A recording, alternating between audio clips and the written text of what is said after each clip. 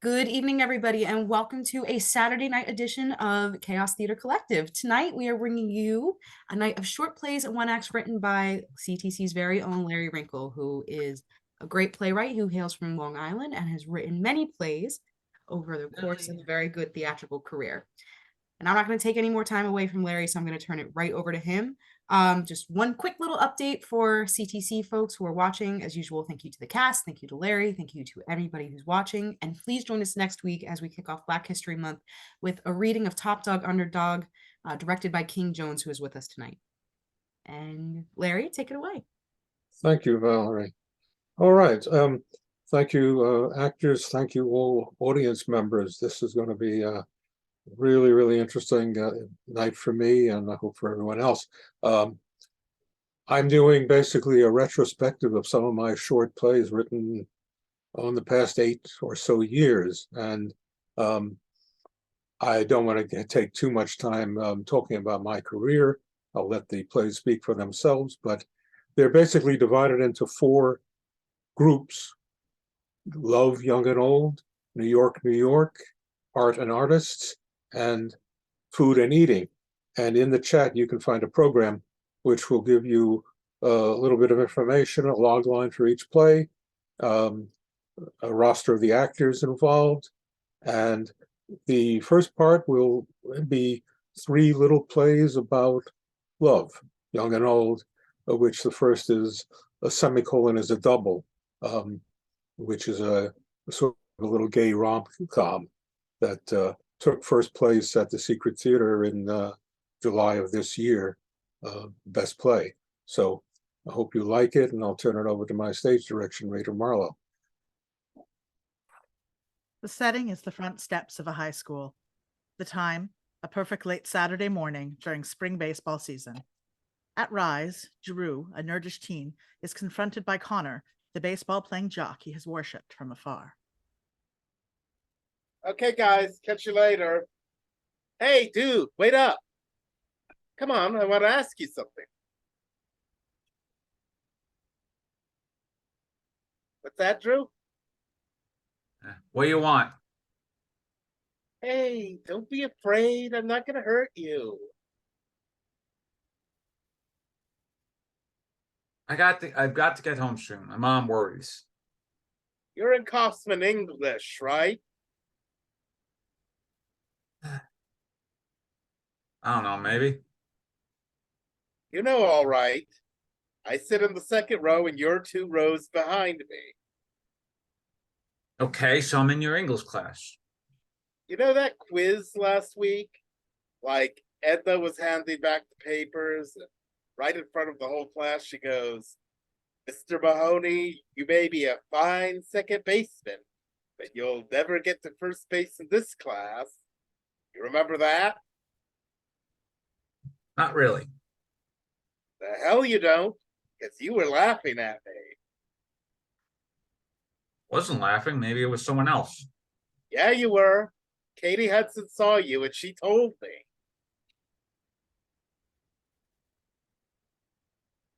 Sorry. So maybe I like involuntarily. I like voluntarily.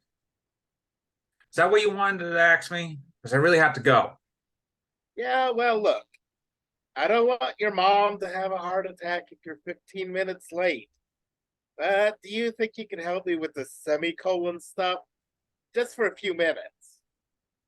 Okay. I guess. Because if I get a D in Kaufman, I won't get my baseball scholarship to college. Okay. If just a few minutes. Like, I don't want you to knock yourself out being teacher's pet at all. No! Oh, right already. I said I'll help you. The only best way.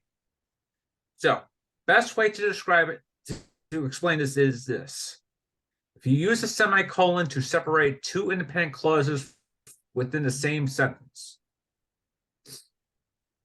and often the second clause begins with a constructed adverb, like otherwise or however. Dude, What are you, Edna Jr.? I don't have a clue what you're talking about. I'm sorry. Maybe I'm going off a little bit. I know I do that sometimes to impress people with my intelligence. All right, so we're all impressed. How's that supposed to help me? I knew this wouldn't work. Wait. Try it this way. All shortstops are baseball players, semicolon. However, not all baseball players are shortstops. You hear how that all works?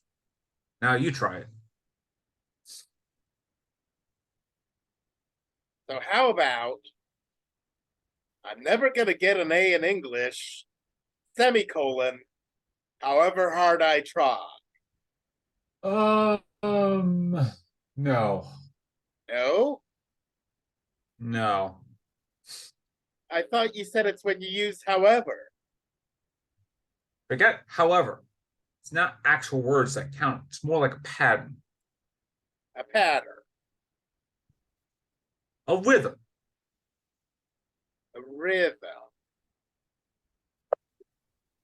Like so? Look, think of a period as a home base and a comma, semicolon, and colon as the three bases. So in this way, a semicolon is a double. Of course, it's midway between two equal parts of a sentence. So like, I'm never gonna get an A in English, semicolon. However, I'll always be an awesome second baseman. That's it. That's all it is? Jeez, why couldn't Edna explain it like that? I'm Connor. I know. Drew. It's short for Andrew. My mom calls me Andy, but I like Drew. Drew's cool. So, Drew, why aren't you taking honors? Why are you taking Kaufman with the rest of us boneheads? I am an art, but I had a free elective and I wanted to read the stories she assigned. Glutton for punishment, huh? So why are you here on a Saturday?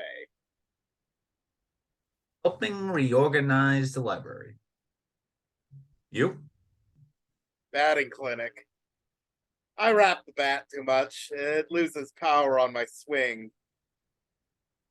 But I can see you from the ball field.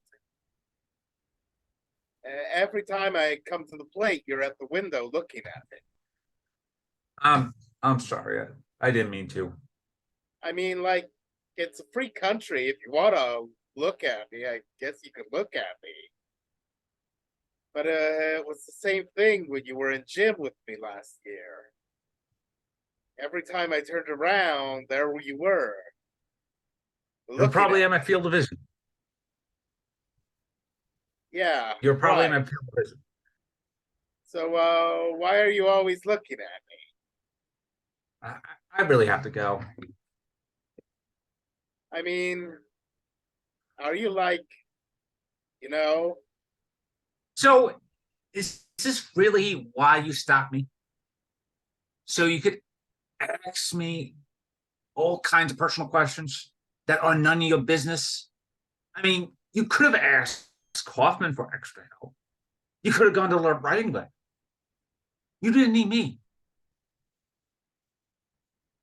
so it's true, right? I'm not saying anything. If I say no, you won't believe me. I say yes, you beat the crap out of me, which is probably what you do more no matter what. I told you already. So maybe I look at you sometimes. It's not some sort of crime. Whoa, slow down, dude. Okay, I didn't stop just to talk about English.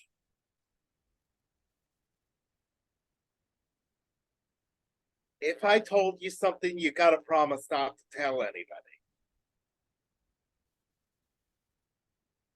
Yeah, sure. But you really gotta promise.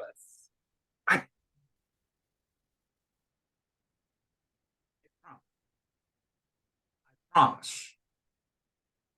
Who would I tell? It's not like I have a lot of friends. Because if you told anybody, You kill me, right? it's just that. You know what I was asking you about?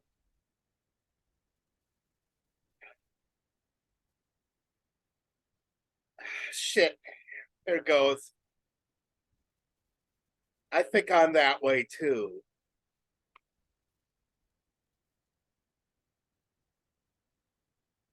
Oh,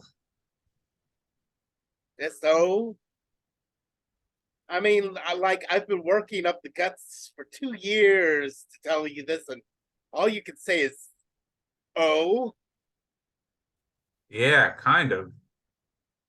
I mean, you're on the baseball team. You always hang around with those other jocks. You have a girlfriend.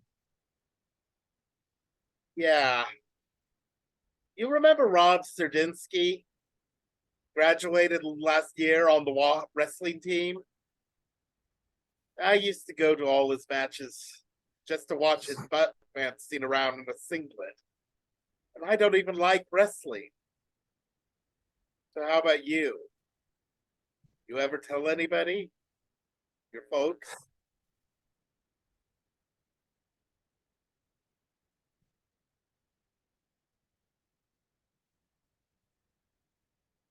I don't want to hurt them. They're getting old. I'm all they have. You?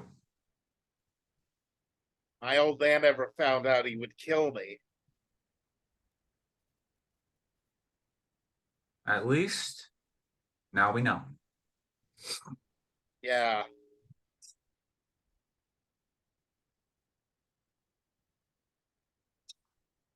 They keep saying you're supposed to be honest. Like it's easier to come out these days.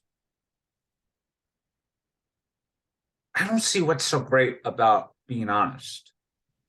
I mean, when I see Cassie Higgins come to class, am I supposed to say, "Hey, Cassie, I honestly have no idea how you even fit in that doorway"? Dude. Both boys sit silently a moment, perhaps thinking of Cassie. Drew becomes tearful. Hey, what's wrong? Nothing. I just wish I was more like you. What? A dumb junk jock flocking English? No, confident.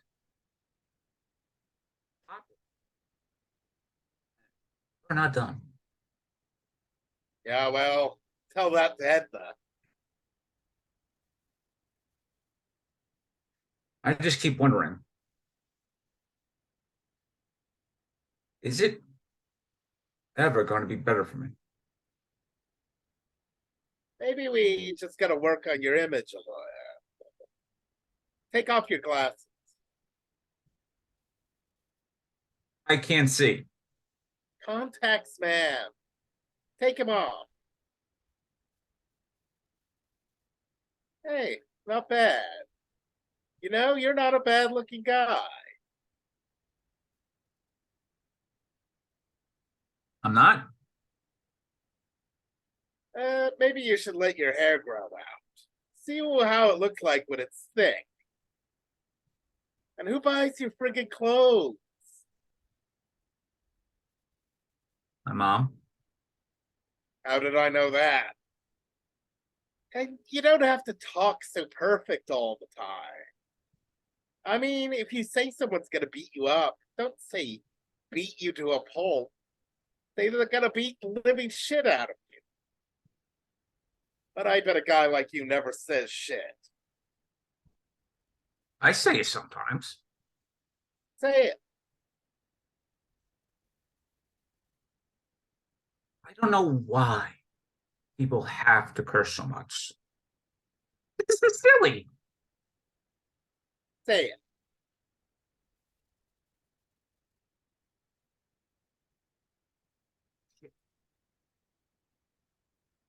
All right, we'll work on it.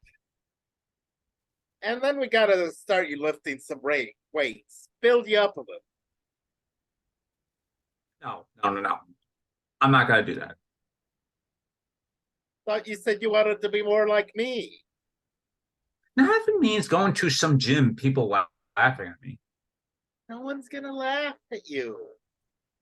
We don't even have to go to a gym. I got weights in my basement. Mean come over your house? Yeah, sure. It's like 10 minutes from here. We could get started now. I don't know. Dude, I know. We'll start slow, do a few bicep curls, the bench presses, just a few sets each. 6 months, you'll be a whole new you. That is, unless you're scared what your mom will say. Come on, give her a call. Tell her you got plans for the day. I don't have a phone. You don't have a phone? Who doesn't have a phone these days?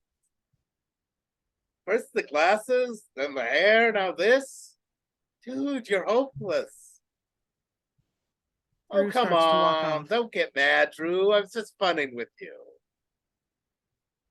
This whole thing was a bad idea. Look, I don't like to lift weights. I like the way my hair it is. And I like talking like a halfway literate person. Drew, come back. No. As Connor runs after Drew and removes his glasses again, maybe trying them on, maybe putting them on his own forehead, and then pulls Drew in for a hug, Dude, my glasses. which then turns into a long, passionate kiss. What if someone sees us? Long pause after both boys come up for air. Then, Yet. Shit.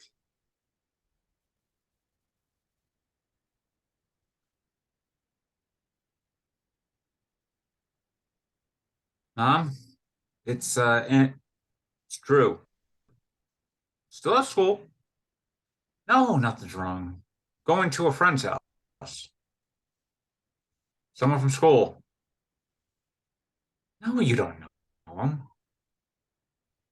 I don't know. I'll be home when I'm home. Mom, you worry too much. All right then. So, shit, dude. Let's pump some iron. You still crack me up. Then maybe we could punctuate some more sentences. Oh, yeah. My favorite thing to do on a Saturday. Actually, I didn't tell you the rules for using the semicolon. Would you shut up? Like, actually, there's actually times when a semicolon is more like a triple. And give me a kiss? I want to confuse things too much. Stop. It tickles. Connor puts his arm around Drew, and the boys walk off as the play ends.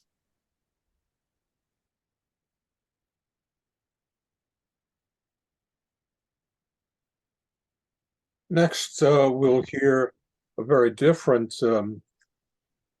play about love called The Fable of January and May. And this is adapted in verse from Chaucer's Merchant's Tale, in which a foolish old man marries a young woman and finds that he's cuckolded or cheated on by his young secretary. And we're casting this very gender blind tonight. three women, in fact, will be playing a play that was originally not designed, was designed originally for two men and a woman. So my stage direction reader here will be Paul. The Fable of January and May, freely adapted from Chaucer's Merchant's Tale. January, 90 plus, very old and cold. May, 20s, very fresh and young. Damien, 20s, January's randy assistant. Setting. Imagine the estate of rich old January and his secret garden with the wondrous pear tree. Time. The internet age. That is, when Chaucer was writing. Synopsis.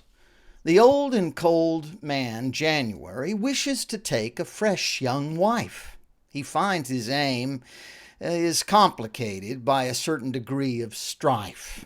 For though this aging dotard picks the fairest flower, that's May, he finds his randy secretary, finds a way to roll May in the hay.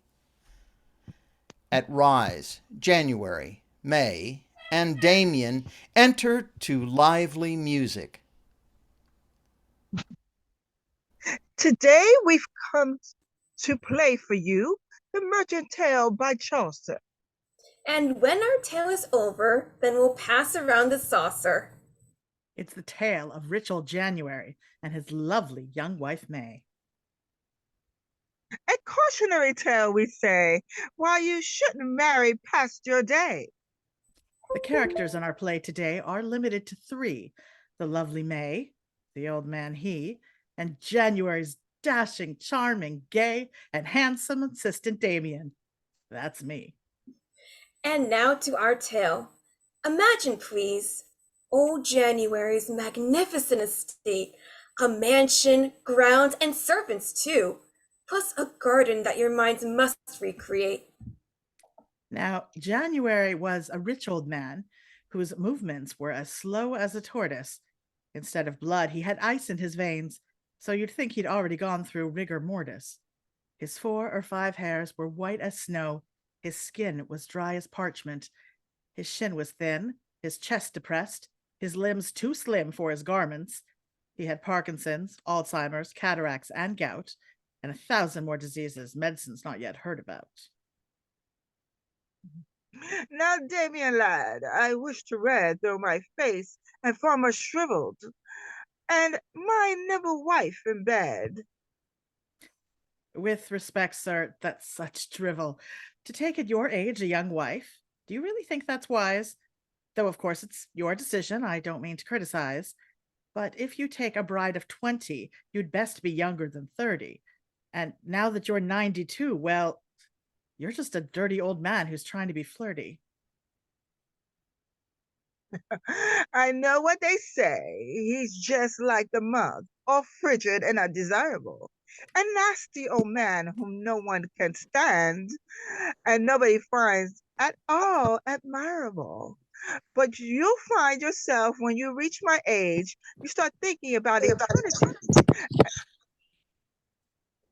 And never having had a legitimate heir, I wish to claim paternity. Now I don't want some wizened crone I hardly bear to see. It's bad enough for her that she should have to look at me.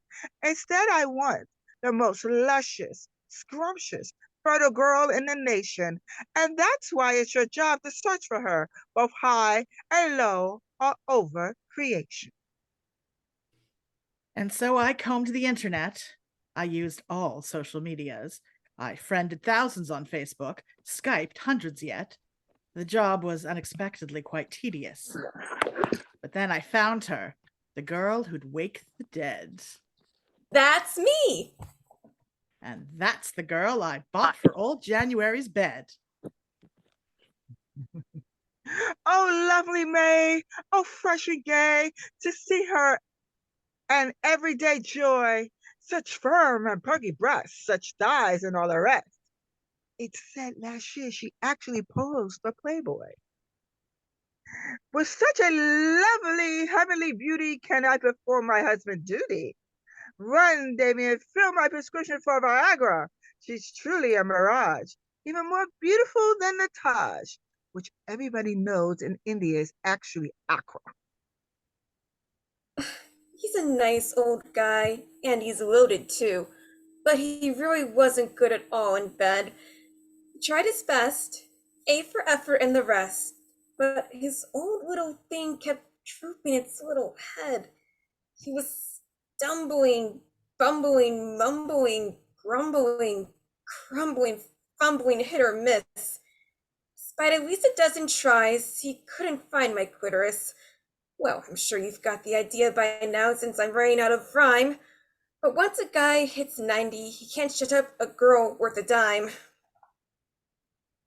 Oh, whoa, my quest to siren air has fallen into the gutter. For lovely flower though she may be, you will never be a mother.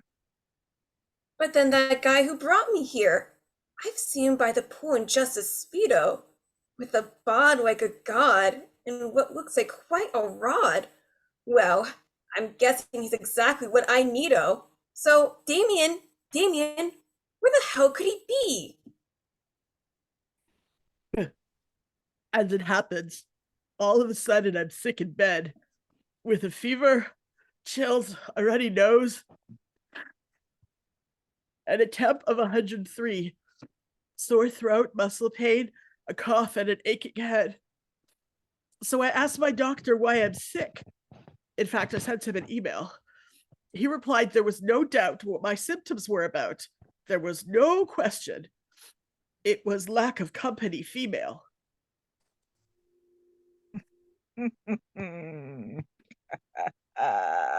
Poor Damien is sick. Chicken soup will do the trick. I'll dispatch my maid to nurse him today. I'm not worried, not a lick, that he tried to use his hands on my lovely wife because the boy is gay. Come on, big boy, eat your soup. It's disgusting. Tastes like gloop. But you could join me here in bed for a nice surprise. Why, you're trying to hump my rump. You're just another Donald Trump. And here I thought you were only into guys. Well, that's what January thinks, mostly after a few drinks. He's such fun to fool because he's an intellectual. But in fact, I must confess that I'll play with either sex. I'm not gay per se, but what you'd call bisexual. Wow, that's such a huge relief. It will spare me so much grief, 'cause, bottom line, I'm frustrated to no end. After an hour with your boss, I'd be filing for divorce. I'm still desperate for the love of men. That's me. And so what's next? I'll write you a text. And where shall we meet? I'll send you a tweet. The most important thing is how to fool the old man. Oh, we'll work that out real soon. Not too hard with that buffoon. And I'm starting to form the outlines of a plan. Do you know his garden? It's a secret garden. A magical place with all his prized possessions. Fountains and flowers, statues in a bower, and a unicorn that's only 2 feet tall. I stole the only key, so you can take a wax impression. Then you can make a copy at the mall. We'll have our fun round midnight. In the dark, no one will see. He'll unlock the gate, you'll go inside, and you'll climb way up a tree. And this pear tree, how do I find it? Does the pear tree have a partridge? It's not too hard. I'd give you a map, but my printer needs a cartridge. May shoos Damien off. Night. May is now in bed with January. Husband? My love, January? May. Do you know what I'd really love right now, before it's break of day? A pear. A pear at midnight, dear? Why not a bagel or coffee? no, I crave some fruit, though what kind is moot, so long as Damien's weighing there to boff me. Pears are the sweetest fruits of all, their aroma indescribable. Eaten out of hand, they taste so grand, in a liqueur so wondrously imbibable. I'd really love a pear right now, and we've got Andrews, Bosks, and Bartlett's. And if I could pluck me just a few, cook will bake them in a tartlet. January and May now explore the garden. Damien enters unobserved. This garden's very dark. In fact, my eyes aren't dilated. This adventure is so much harder than I anticipated. That tree is high. It stretches to the sky. So let me climb on your back, I'd say. I'll have a heart attack. Alack, but I've thought this through and it's the only way. Oh ho, Tee-hee, here we go. up in a tree. And what with all that rocking back and forth? Such clattering, such rattling, such clickety clack. I'm breaking my back. And all this for a pear? There's a store just 2 miles north. But now it's morn. My eyes are clear. Your ruse has been ineffectual. I thought you were homosexual, but no. He's bisexual. He's bisexual. He's bisexual. You've been fucking my little wife, though I no longer give a fig. The sweet girl I married, oh God, that thing is big. And all those hot gymnastics while my shoulder blades would stoop, I should have known with you two sooner or later I'd be duped. I've been blind. I've been so blind. Oh no, sir, your sight is fine. You just need a new prescription for your glasses. If you just put on the right pair, and you left them in your nightwear, you'd see those were mirrored rocks, not our round bare asses. Give the benefit of the doubt while his dingaling is out. Oh, sir, truth to tell, he only had to tinkle. Do you take me for a fool? When I see that massive tool, and I've read the script that's penned by Mr. Rinkel. I loved you both in all the world. No two were ever dearer. But if this is how you repay my trust, my path is now clearer. A file for divorce. The lucky boy is fired, of course. You couldn't wait till I was safely dead and gone. You have all the goods and money since I made you both heirs. But I'll now update my will, and you will have none. I'm sorry, you can't do that, sir, because your assets are all in a trust, the terms of which are irrevocable. So as to leave me my half is a must. But since all I ever cared about was the money anyway, I'll leave you to your squabbling with the fair and lovely May, who, as it happens, after all those pairs, I'll tell you, by the way, despite her impressive bra size, wasn't all that great a lay. Up yours, you little rotten, stinking, stuck-up, muscle-bound maggot!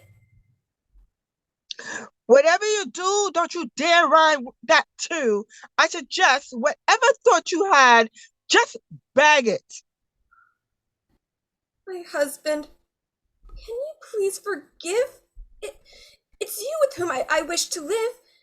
As for that lascivious little puppy, his one asset aside, though he gave me quite a ride, he's worth no more than a minnow or a guppy. This all has been such a terrible, miserable, absurd, and pathetic meddle. When at my age, all I really wanted to do was hug my girl and cuddle. The warmth of her body next to mine with thorny ice in my veins. We'd stay that way till the end of time, and she'd make me feel human again. Cuddling is nice. I ask for nothing more. Besides, after this morning, my insides are rather sore. I'll share all I've known and learned with you about poetry, theater, music, and the arts. And that's how I'll make love to you. Just so long as you control your little farts. And that concludes Master Chaucer's tale of January and May. We hope you've learned a thing or two and had some fun today. The moral of this little story is not too hard to find. It's that even though I'm old and cold and smelly, I'm not so gone that I can't still quote from Shelley, whose famous Ode to the West Wind comes to mind. If winter comes, Can spring be far behind? End of play.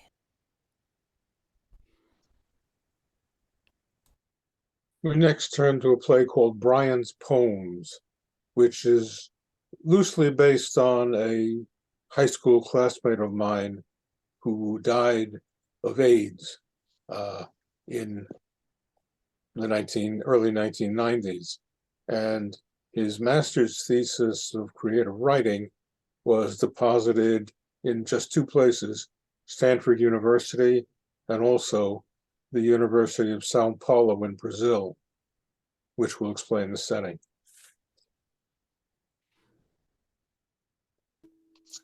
Brian's Poems.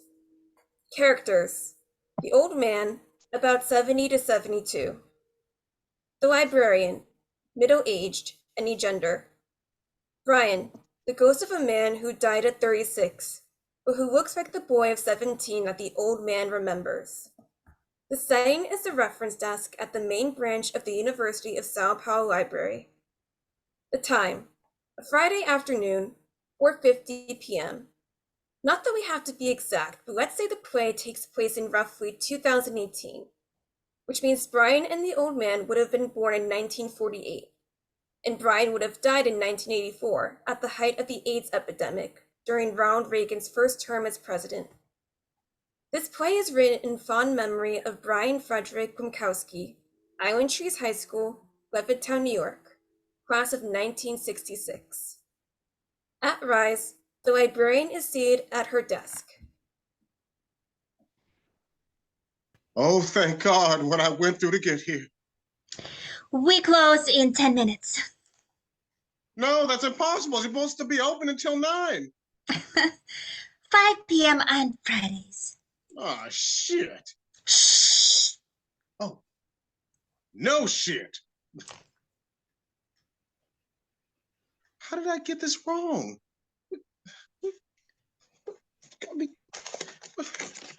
What about tomorrow morning? Closed. Holiday recess. Damn it. Shh. Senor, this is a library. Look, this is very important. There's a book I need, and you're the only one of the 2 libraries in the world that has it. My plane tomorrow, it leaves tomorrow at noon, and if I can't find it today, I mean... 9.5 minutes.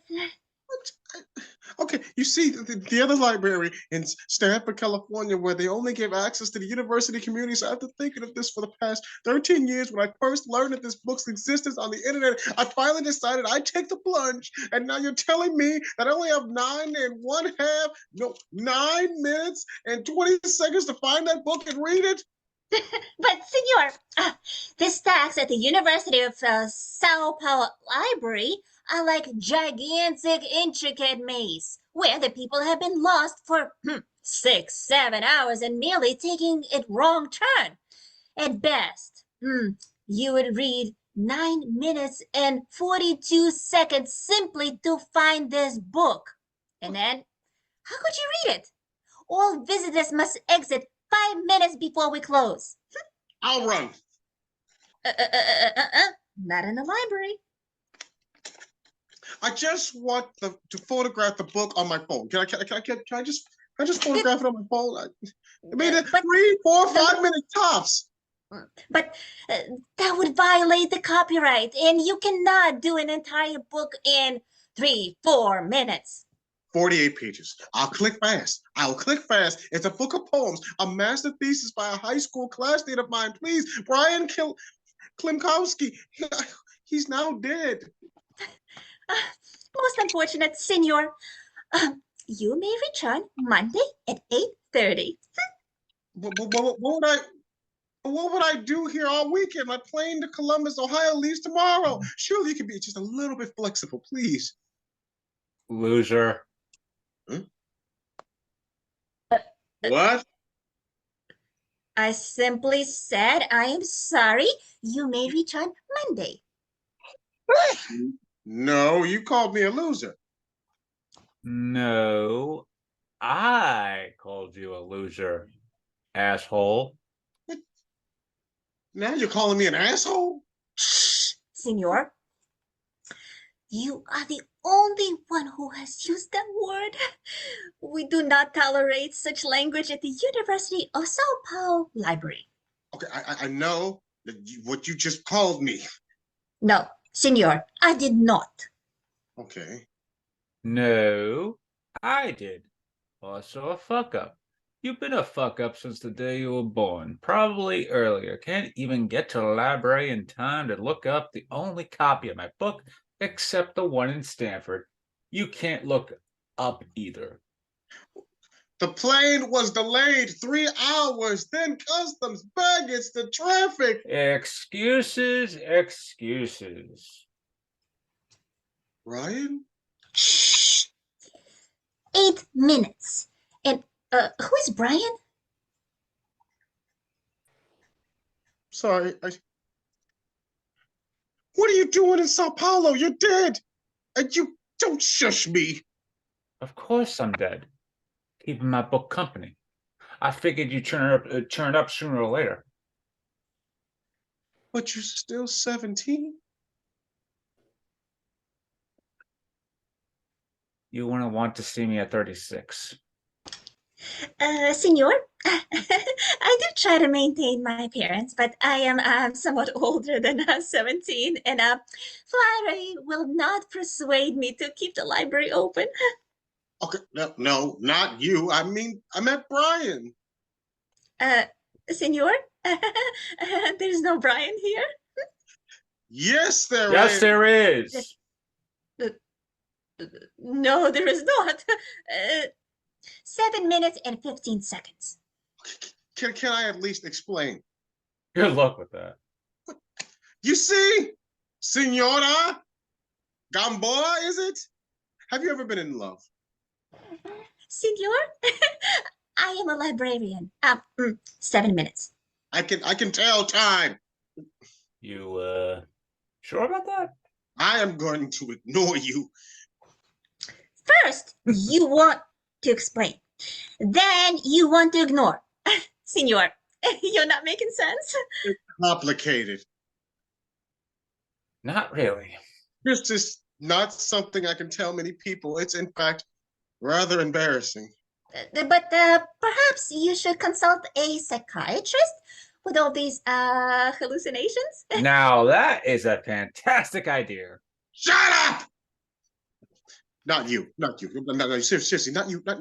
But just so you understand how urgent this is to me. Well, you see, 55 years ago, back in the 10th grade, I had the most intense crush on Brian. Oh, how so sweet. That's so sweet. But why are you telling this to a librarian? Because the only evidence of his existence besides the yearbook pictures I always carry is his thesis from Stanford, which is buried somewhere in this huge Brazilian building, which I can't get into because I only have 6 minutes. See? Here's his picture. Hey, come on. I was a babe. The most beautiful person I've ever seen. Very kind of you, senor, but Wavy blonde hair, hazel eyes, rippling muscles. Played the trumpet, star gymnast, straight, a student, a poet. Pretty near perfect, wasn't I? Cute little round butt. Used to check them out in the tight little gym shorts. Herb. Check him out. Does Brian was a book? No, it means Oogle. Stare. yeah. Ogle, stare. I see. You senor are a homosexual. Duh. Now do you understand? And you kept the library open just 10 more minutes so I can find this book. No, it's impossible, senor. No, it is impossible, senor. Brian, will you shut up? No, Brian, he is senor. But this means a lot to me. It's all so sad. You had many opportunities before. I'm a procrastinator. Took me all these years just to work up the courage to. Senor, if it takes you too much courage merely to visit the library. All right.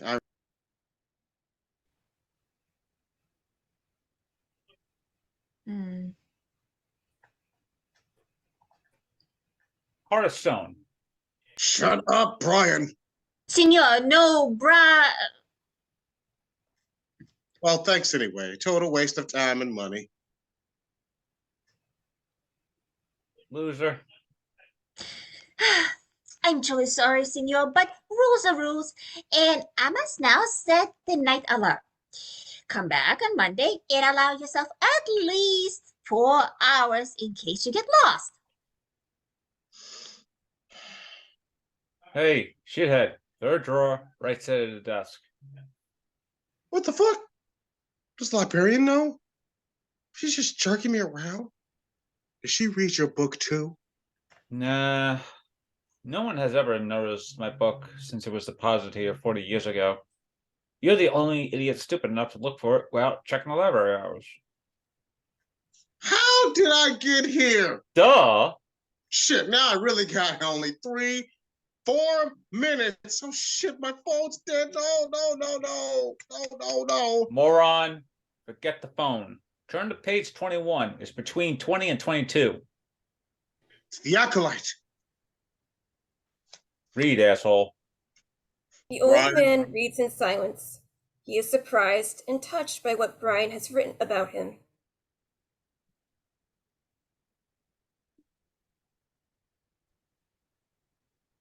Brian, Now you know.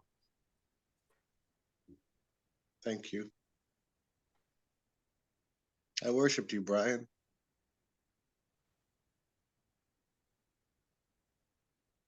And look where I am now. Dead at 36 in Ronald Reagan's America. You'll always be 17 to me. Maybe if we had trusted each other.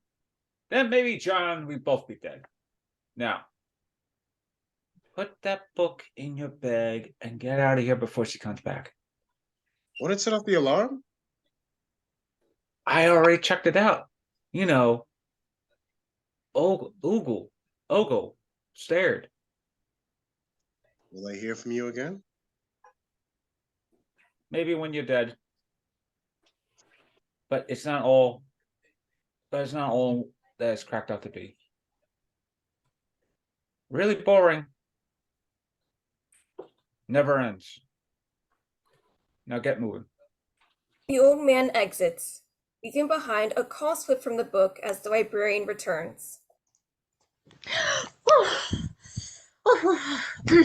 Senor, I ran, I checked, I nearly got lost. The book is missing. Now, so is the senor. The librarian looks down and sees the call slip.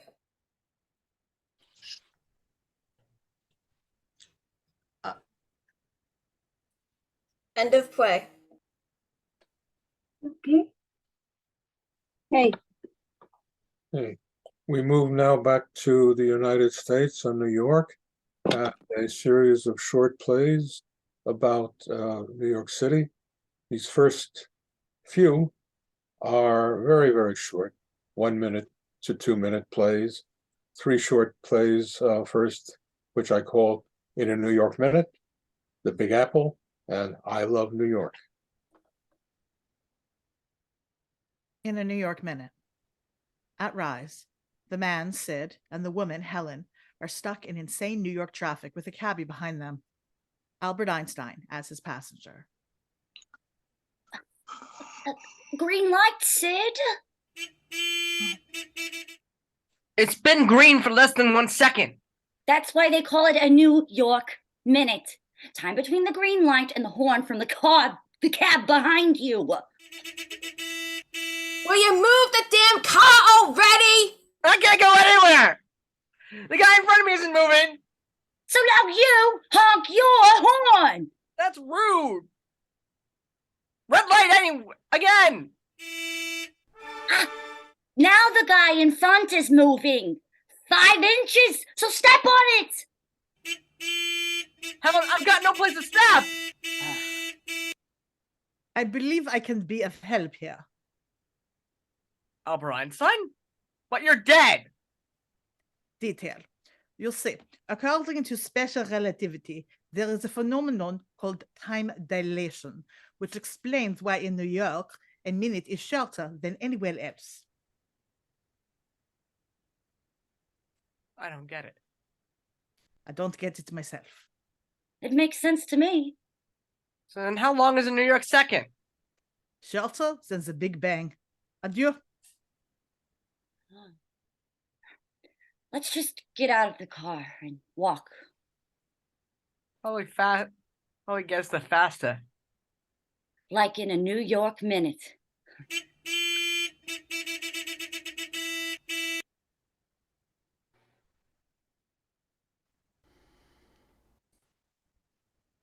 Two, the Big Apple.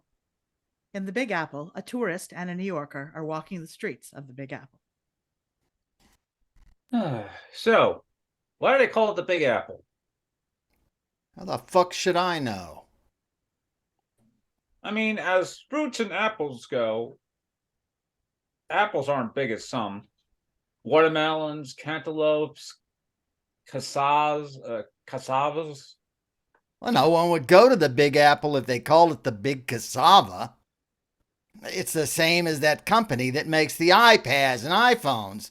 It's apple, not watermelon, not grape, not kiwi. There must be some reason.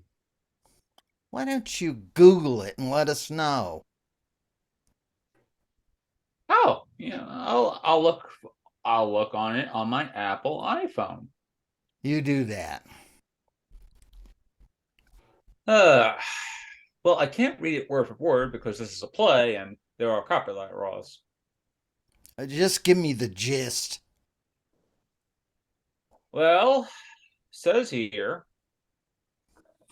New York is the largest grower of apples in the country outside of Washington State. So why don't they call it Washington? Why don't they call Washington State the Big Apple? The fuck I know. They don't even have an apple orchards anywhere in the Big Apple. In fact, this is really interesting. In 1673, the Dutch captures the Big Apple from the British, so they called it New Orange. So why isn't it called the Big Orange? Because that would be like apples and oranges. Actually, in the 1920s, when staple hands in New Orleans talked about going to the Big Apple, they're referring to the Big Apple. There you go. Mystery solved. Which still doesn't explain why they didn't say the Big Pomegranate. Do you think anyone who lives in the Big Apple calls the Big Apple the Big Apple? No fucking way.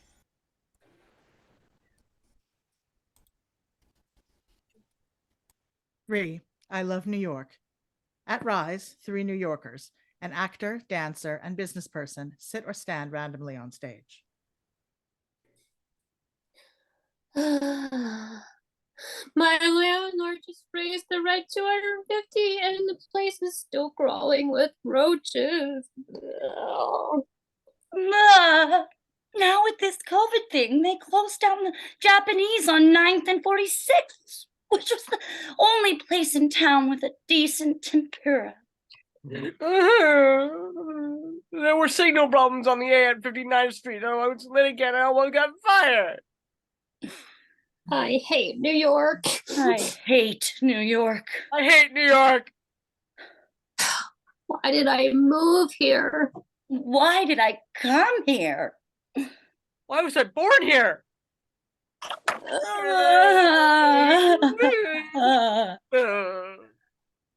I just wanted to act. To dance. To make a ton of money. And now look at me. Look at me. Unemployed.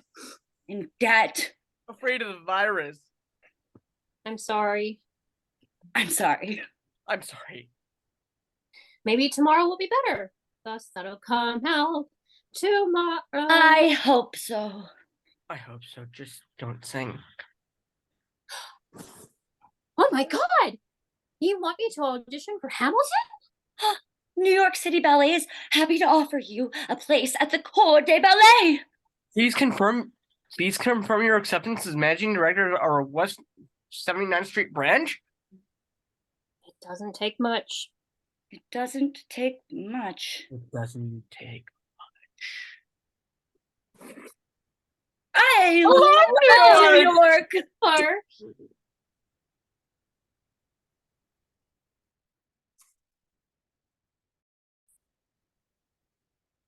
A very short play now about a photo taken on the Times Square shuttle.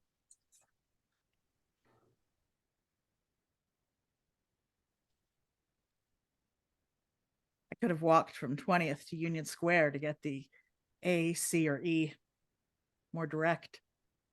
But I walked to 23rd to pick up the 6 because it meant a few more minutes with my friends. And then I'd shuttle over to Times Square from Grand Central and get a downtown train to Penn and then home. And there you were, getting on at 33rd, hustled brown hair, perfect face, tall mid-20s in your wizard shorts displaying shapely calves. You two get off at 42nd and walk the long walk to the shuttle. I follow and get in the same car, sitting opposite. 10 p.m., it's nearly empty. Why does New York have so many beautiful boys in it? It's only a 2-minute ride. A chance it. Just this once while you're immersed in your phone. I raise my phone an inch or two to frame your face, then click. Anything might have happened. You could have figured me out and decked me. You could have accepted this as par for the course, your usual reward for riding the subway from your multitude of fans. Instead, you simply raise your head for an instant and go back to texting on your phone. I should work up a spiel for such occasions. Camera went off by mistake. I hope you don't mind. You're such a beautiful guy. I know a modeling agency for you. But nothing happens. Times Square. You get out. You move much faster than I can. You disappear in the crowd while I head towards the one. I will never see you again, nor you me. Check my phone. Perfect shot.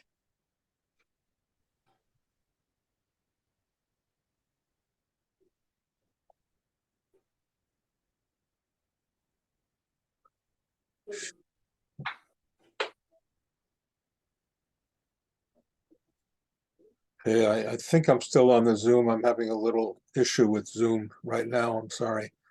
Can you all hear me? Yes, we can hear you. Yeah, Yeah, we can hear. Absolutely. My video is perhaps messed.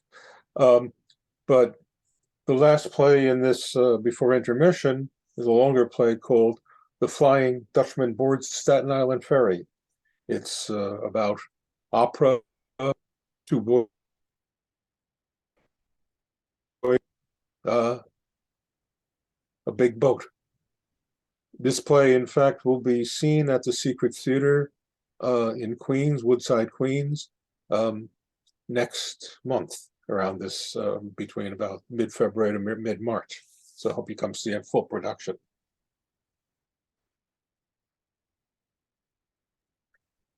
The Flying Dutchman boards the Staten Island Ferry. Setting, Staten Island Ferry, main deck. At rise, late fall or winter, a dark and stormy night. We hear the opening section of the overture of Wagner's Flying Dutchman. Xander and Eric run on board the main deck of the ferry, trying to stay dry. Sounds of rain and random bursts of thunder and lightning would be suitable, subsiding as the play proceeds. Come on, Xander. It's pouring. Didn't think we'd make this one with those signal problems at Christopher. No one else here either. Because all the smart people stayed home. We had to go to the opera on a work night. Well, I work too, Eric. You couldn't do a Saturday matinee, so I got this one. They don't give you a weather report when you buy the tickets. Fine, whatever. But those tickets must have cost. When you bought dinner. 2 $10 sandwiches from the deli, plus Cokes and a couple of apples. You do too much for me, Xander. Never too much. But you enjoyed it. 2.5 hours of pure bliss. Maybe for you. Some Wagner operas are 3 times as long. When you said The Flying Dutchman, I was thinking the Jethro Tull song, or that part in Pirates of the Caribbean. 7-8 minutes. No worse than a movie. At least at a movie, you could go pee. You can buy popcorn, a Coke. Here, you guys sit on your hands in those red velvet chairs, and you can't use your shell because it'll light up and bother someone. Plus, everyone's dressed in outfits I can't even afford in 6 months. And then it'll give you a dirtier work, even if you shift in your seat. Never mind the people, but the music, wasn't it magnificent? Bunch of fat people waving their arms and screaming at the top of their lungs in a language I can't even understand. That's why they've got the translation on those little screens so you can follow the story. I read the story in the program. I'm not stupid. I never said... Xander, the story made no sense. It's not supposed to. It's opera. Okay. First, there's this Flying Dutchman who's got a curse on him. Mm-hmm. Why does he have a curse on him? I don't know. You're looking for logic. And he's sailing all over the ocean looking for some woman who's been faithful to him. And guess what? Just by coincidence, there's this total nut job. Zenta. Who spends all of her time fantasizing about how she's going to save the swimming. Flying. This rollerblading Belgium who just happens to be passing through the neighborhood. It's fate. It's love. Right. So she dumps her boyfriend, Eric, cool name, by the way, who is the only normal person in the whole opera. Which is why he's all wrong for her. And then she throws herself in the frozen Atlantic so she can free this guy from this curse. How stupid is that? Don't you think it's a beautiful idea to save a soul who's in pain? Getting weird, Xander. It's just a fantasy. Don't you ever have fantasies? Yeah. Star Wars fantasies like when I was a kid and I would save whole galaxies with my lifesaver. Normal fantasies. Well, I think it's kind of sweet. And I wanted to do something special for your birthday. Okay. That was really sweet, but we could have just stayed home. Ordered a pizza, some beers, pop in a few episodes of Game of Thrones, watch some people getting their heads chopped off or their throats slashed. Or, if we had gone to the city, maybe the garden for a game.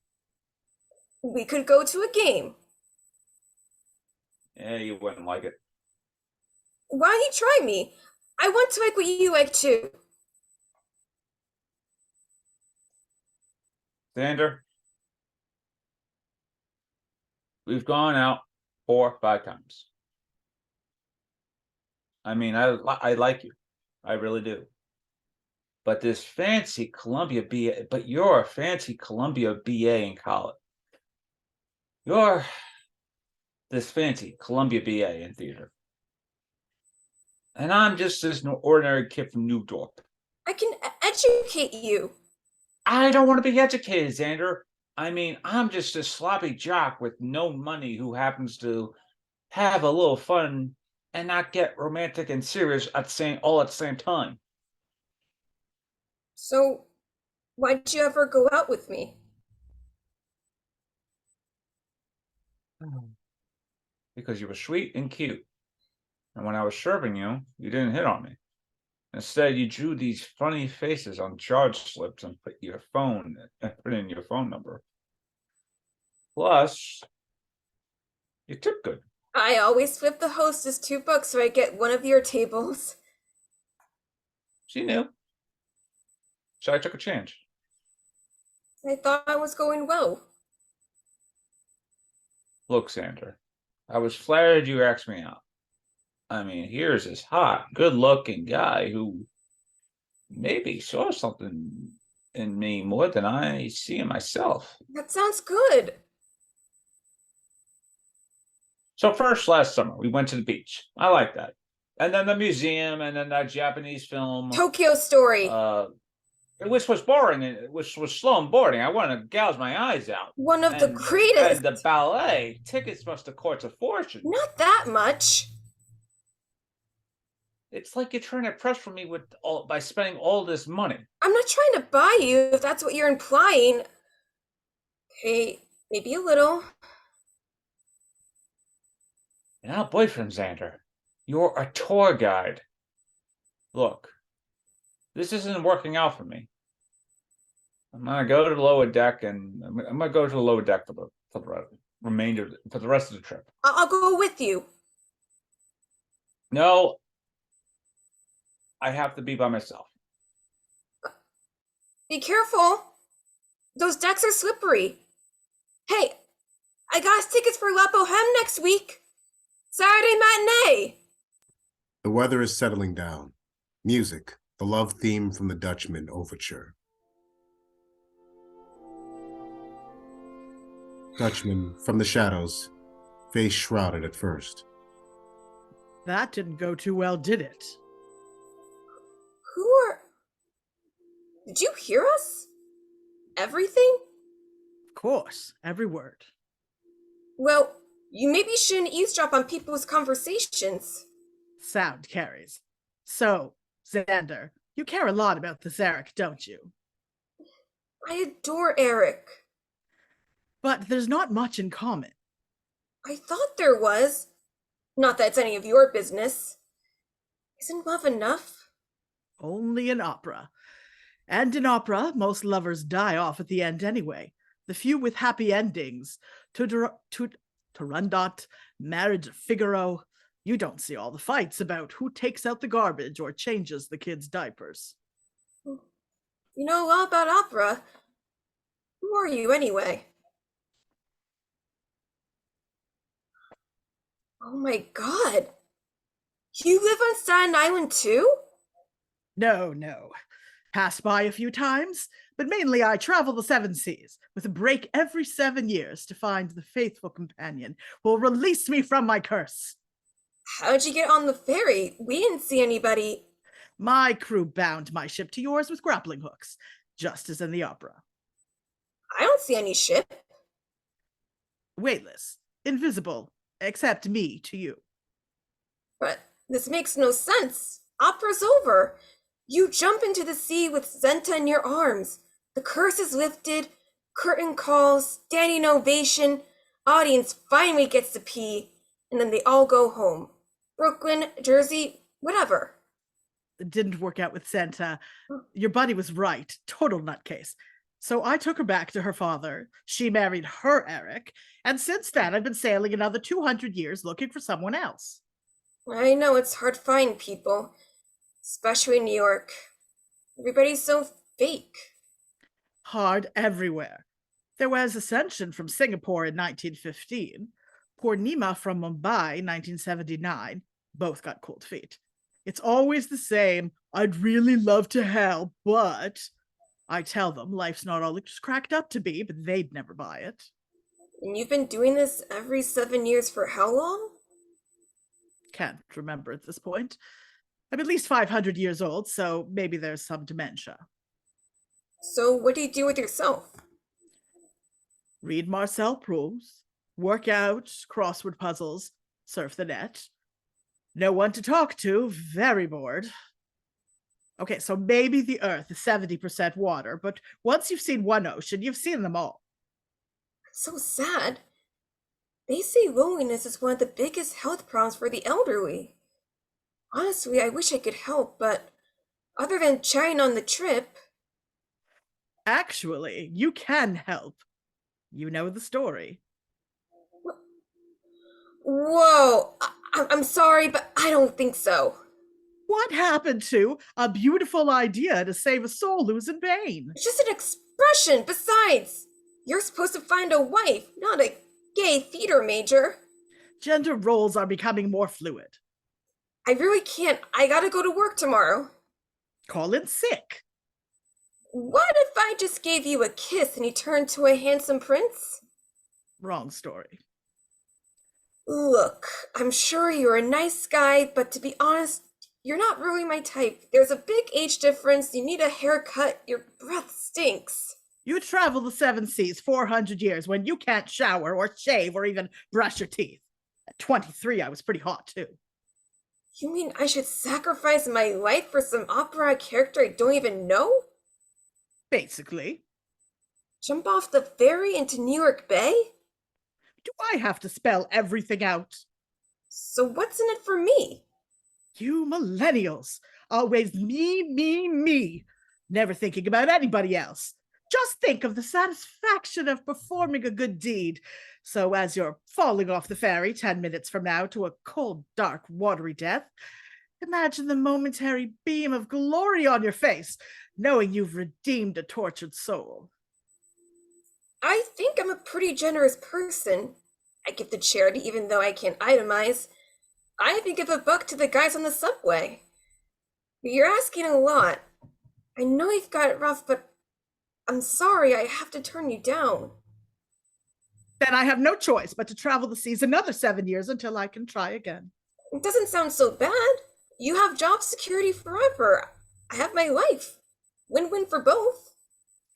You know, for someone who goes to the Met a dozen times a year and practically lives for Wagner and Puccini, the shallowness of your reasoning totally escapes me. Xander, all I'm asking for is to you to take your rightful part in my opera so I can wrap up the 3rd act, bring down that great gold curtain, and stop sailing this lousy ocean. But this isn't opera anymore, it's reality. What's the difference? I want to be with Eric. But he doesn't want to be with you. I don't believe that. What about my 3rd act? Xander, you're weird. Xander, you went to Columbia. Xander, you eat escargot. Once. While you and me, Xander, we come from the same worlds. Romance, fantasy, the fountain outside Lincoln Center, the 5 great arches at the Met, the red carpeted staircases, the snooty ushers, the $10 Cokes, which are mainly ice, the crystal chandeliers rising up to the gold-plated ceiling to dim the house lights. How do you know this? Just been on stage 2.5 hours. You're a ghost. Ghost, zombie, spirit, vampire, poltergeist, alive, dead, all of these labels. Who of us is truly alive? Who is dead? I'm sorry. You and your sorries. You with maybe 80 years to live. No idea what my life is like, especially since I'm not alive. Condemned for eternity to travel the seas because of one little slip. Nobody gives a damn. Nobody has the decency to say, enough already. Somebody give the poor schmuck a break. Wait, can I ask something? One thing I never understood about the story.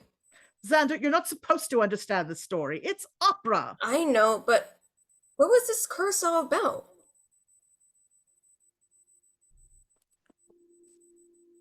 The Dutchman beckons Xander, then whispers in his ear. Everybody does that. I got caught. Oh, man. That is so unfair. I'm really sorry. Can I give you a hug? You can try, but I warn you, I'm incorporeal. I don't care. But please, whatever happens, don't give up on your dream. There's somebody for everyone. It may just take another 600 years. Eric What appears as the- Xander tries to hug the Dutchman. What Eric? Eric! Unbelievable. Here I thought you were Mr. Faithful, and now I turn my back for 5 minutes and you're with someone else. You dumped me, Eric! Doesn't mean you pick up another guy 2 minutes later, especially old enough to be your great-grandfather. Maybe I like older men. No, it's all right. I get it. Look at me. Ancient, ugly, unkempt. I smell. I'm a ghost. But I'm still a human being. And he's still my ex. It's not what it looks like, Eric. This is the Flying Dutchman. Oh, jeez. 2.5 hours wasn't good enough. Eric, I love you. Yeah. That's why you're all over Flying Grandpa here. Xander, when we dock at St. George, I'm not going to drive you. You could go get a cab. Then no more calls, no email, no more texts. As soon as I get home, I am going to delete all your messages and unfriend you on Facebook. Sounds extreme. Stay out of this. Get out of this. What about our selfies from Cedar Grove Beach? Exiting. I'll save you 2. But I took 87. To Dutchman after Eric is gone. All right. All right, what? I'll do it. You will. That's the spirit. Sorry, bad pun. I mean, might as well. What do I have to live for? Eric's left me. I'll never find anyone like him. I'm in the same boat. Sorry. Can I just text my mom, tell her to call 911 so they can dredge for my body? Okay, but make it fast. If we don't seal the deal by midnight, it's another 7 years. So what do I do? Climb up the railing and jump. Don't even think about it, just do it. Xander mounts the steps and prepares to jump. Xander, what are you doing? Eric rushes in. Killing myself because you don't want me anymore. Kill yourself over me? Not just you. Also, so a ghost can rest in peace. Xander, you moron, get down from here. It's the finale from the Flying Dutchman, and I'm going to save his soul.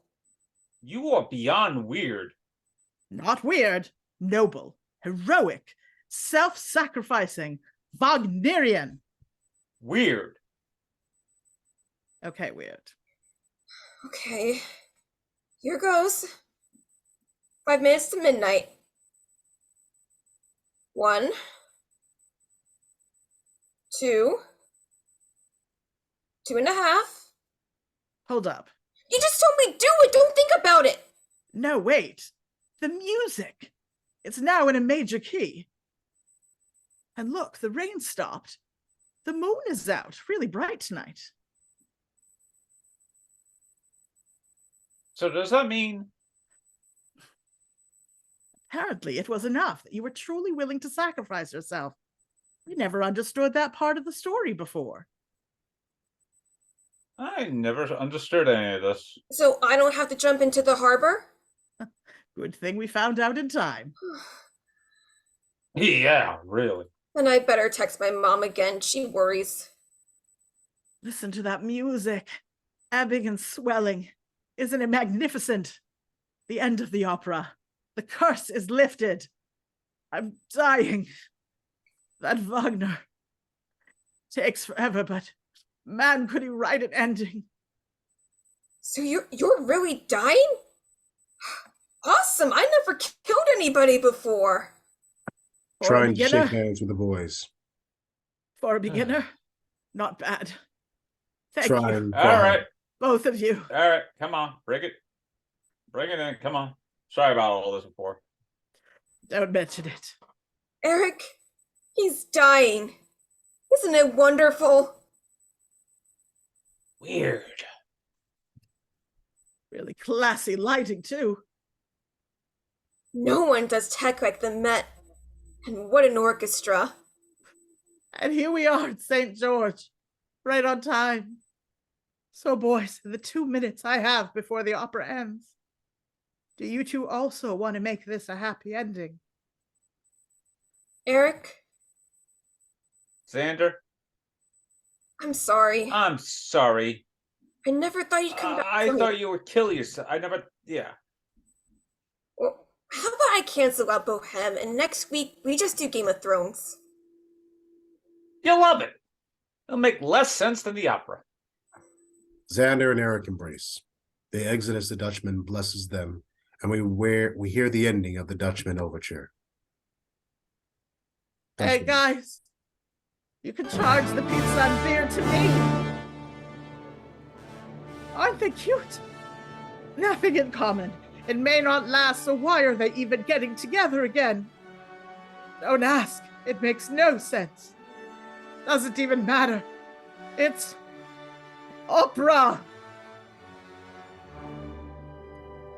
End of play.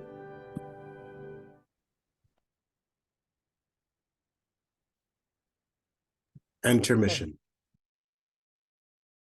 Thanks, everyone. We'll take, what, Val, about... Thank you all for coming back after intermission. The next sequence I'm calling Art and Artists. It's one of my most typical themes in my writing. The struggle of creative people, whether they're writers, composers, musicians, artists, and this first piece is not about a struggle at all. It's about a painting that I particularly like in the Boston Museum of Fine Arts, painted by the colonial American artist John Singleton Copley. Extraordinary painting called Boy with a Squirrel. It's a painting about his half-brother Henry Pelham. And the speaker asks if the painting is more alive than life itself. And Hayley will be reading this one.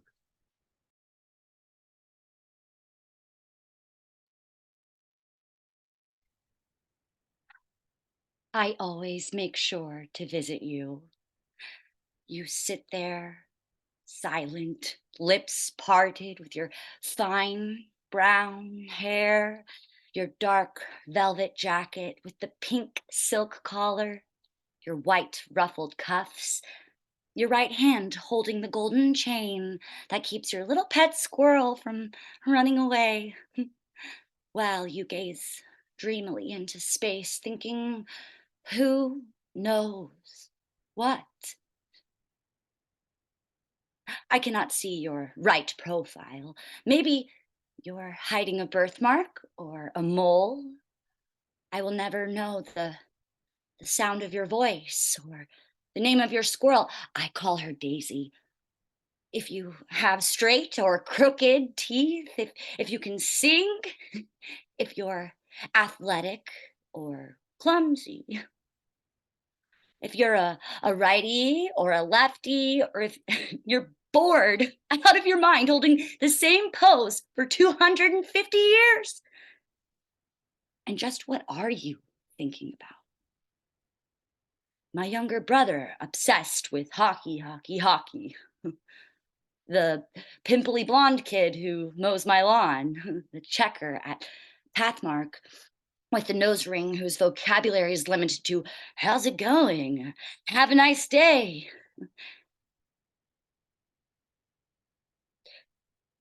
Who is more alive? They or you?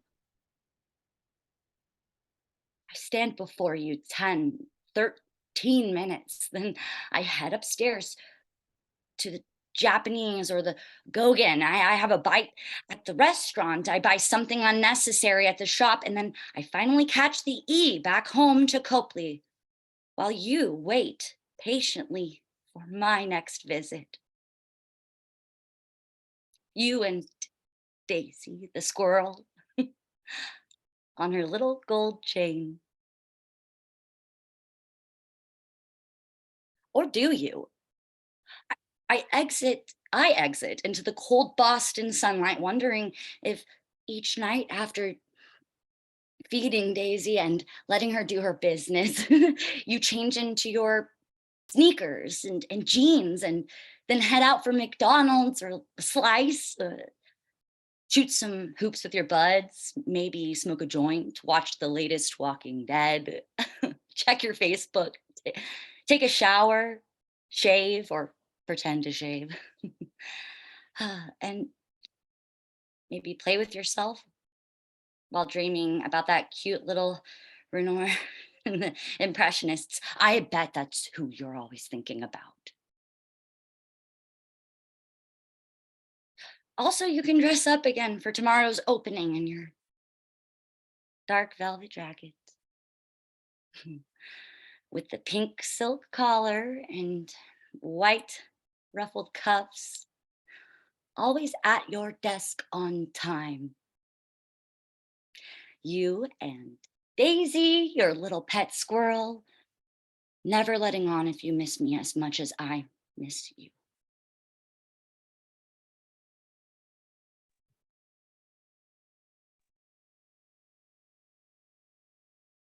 The next piece is really about a struggling artist and about the art world.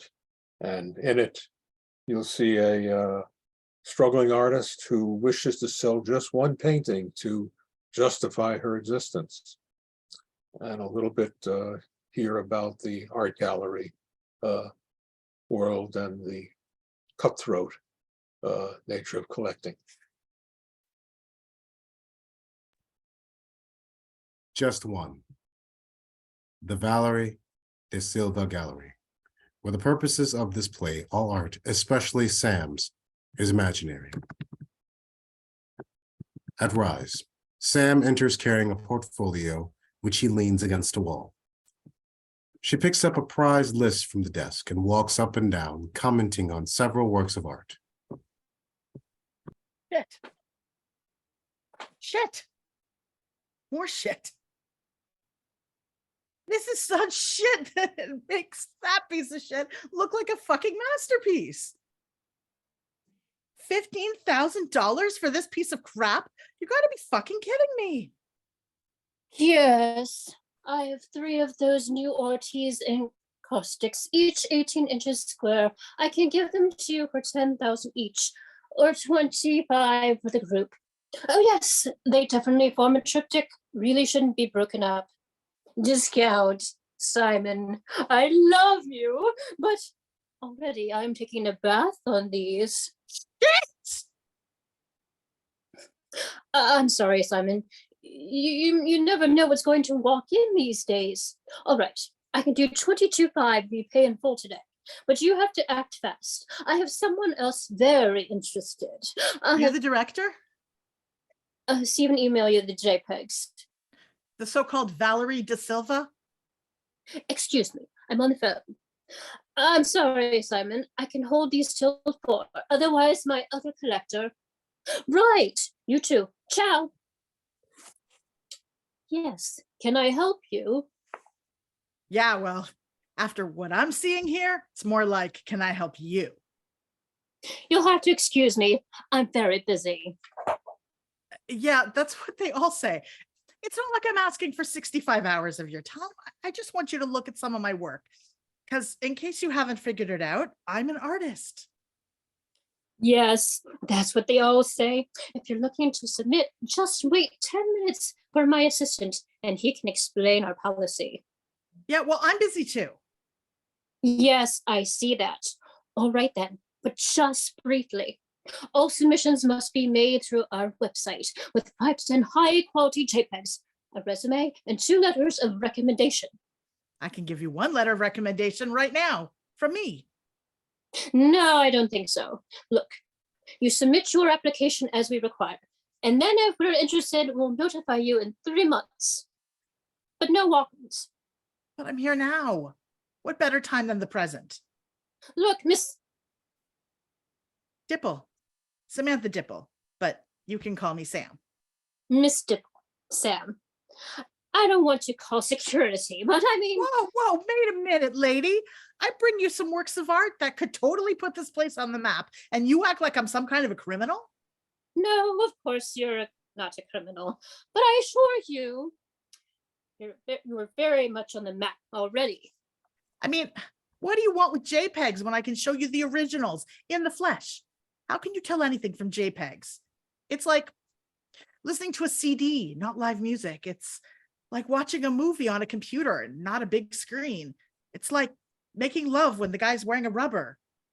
Thank you. I've got the idea. We understand these things. We start with the JPEGs. If they appear promising, we invite the artist to interview before the committee. And from there, we make our short list. And for every 50 submissions, we may choose at most 2 artists to start with in a group show. But you really must go through channels. It's not fair to our other applicants otherwise. You don't think I go through channels?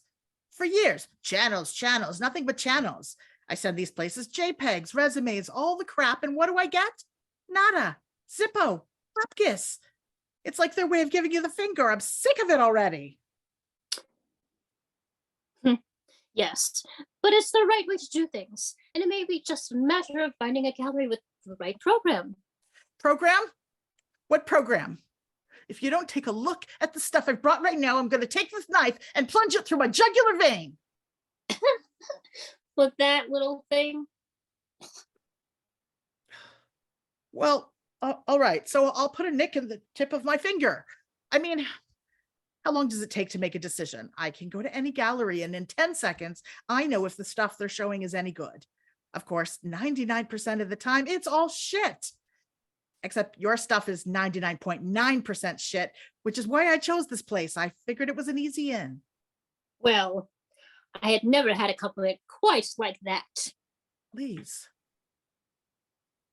All right. 5 minutes. 30 times more than they say you need. You know what? Take 3 minutes if you want, since you're so busy and all. Very gracious of you. And you promise to abide by my decision? Yeah. No complaints, no arguments, no back talk. Yeah, like I said, compared to what I'm seeing here. I'm sorry. What are you talking about? You can't just take 10 seconds. Nothing I can use. Where's that little knife? Just remember, Val, if I kill myself, my death is on your hands. And I hope you're insured in case any blood splatters on these shit paintings on your walls, which would improve every one of them. Give me the knife. Sam, why is this so important to you? Because all I ever wanted was to be an artist. You know, like some people want to be doctors or lawyers or baristas at Starbucks. I'm not asking much. I just want one person to buy one piece of art I made. I don't care if it's a little 6x4 postcard or a 36-inch oil. Just one smidgen of success I can use to justify my pathetic existence. There are all kinds of internet sales where you can peddle your little postcards for $10 each. Then you've justified your existence, and you can die happy knowing you're an artist. You ever seen the kind of crap people are trying to sell up there? Sam, there was a time I thought myself an artist too.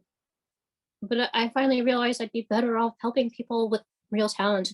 And there are all kinds of ways you can justify your existence. Volunteer at a hospital, tutor young people, find a useful line of work. Do you have a day job? Yeah. I work for my uncle, who's a mortician. I drive the hearse. That's a very useful line of work. Recession proof too? Is it pleasant? Quiet. A little lonely because the corpses, they don't say much, but not like driving the lead car where the whole family's belly aching and bawling, and when all they really care is who's going to get what from the will. So I'm just driving around this cemetery on that maybe 6 corpses on a good day. Sometimes I put on a little music. Corpse doesn't mind. And I'm thinking up all these ideas for a painting. So when I get a red light or we're waiting for all the cars to catch up, I jot down a few things on paper. Sounds like a fine existence. Yeah, because when you do what I do, you get a lot of time to philosophize. What's it all about? What am I going to leave behind? Does it even matter if I'm on this earth 70, 80 years? And if it don't, why don't I just kill myself? Where's that knife? No more talking of killing yourself, Sam. Those corpses need you. Corpse? Well, I know I'm not getting there, dear, but I hope I haven't arrived just yet. I know I'm getting there. Sonia, how lovely. Val. You don't mind my stopping in? Of course not. Always time for you, dear. Oh, yeah? What happened to I'm so busy? Bring me $500,000 each year and I won't be so busy. Val, won't you introduce me? I really don't think... Sam Dipple. Mm-hmm. Wait, not the Sam Dipple? Well, my uncle's also Sam Dipple, but he's the mortician Samuel Dipple. I'm the artist Samantha Dipple, but my day job is I drive a hearse. Oh, here's my card. Looks like you'll be needing me soon. Young woman, there's no way to speak to... Do you know Sonia Rodinsky is one of the top collectors in the country? And anything she buys automatically pledged to the Rodzinski wing at the Hassler's collection downtown? Big collector, huh? So you want to see my work? Yes, of course. I'm always interested in emerging artists. I encourage them, get them in at the ground floor before the prices go through the roof. Okay, let's, yes. Very interesting. One can always tell in 10 seconds if the work is worth adding to the collection. Now, what are you asking for this one? Sonia! $25,000. Sam, no. Very reasonable. Now, Miss Dipple, is it? Since I don't keep much cash on me, here's $3,000 to start. Go ahead, count it. And Val, charge the rest and get her a check within a week. Of course, add 20% finder's fee for yourself. Sonia, are you sure? You're not questioning my judgment, dear. You heard her. You're not questioning her judgment, dear. See, just an hour ago, you thought I was some piece of low-life crap walked in here off the street. So eat shit, lady, because I sold my painting to this big shot collector, and when she dies, probably 45 minutes from now, everybody's going to see it in the museum. And when I die, and they're driving my corpse in my uncle's hearse, I can say, hey, that was the artist Sam Dipple. And unlike you, lady, she did something to justify her pathetic existence. Sonia, it's your money. I know. But your reputation, your pledge. You're not going to put that thing in your collection along with the Rothko, Pollock, and de Koning. I know what's in my collection. Would you please, Stephen, wrap it up? And her manner, ugh. Nothing compares to Pollock. Still, 25,000, Sonia, and 5 for me. It's not that I'm ungrateful, but And now, before anyone else gets to those encaustics. End of play.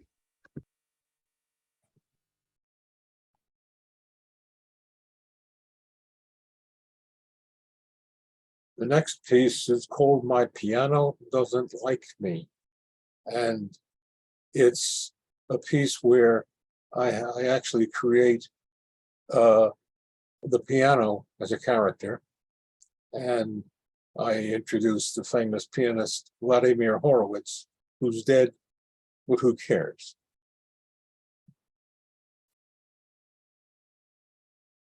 My piano doesn't like me. Jake is an amateur pianist. Vladimir Horowitz is the renowned classical pianist who died in 1989, but so what?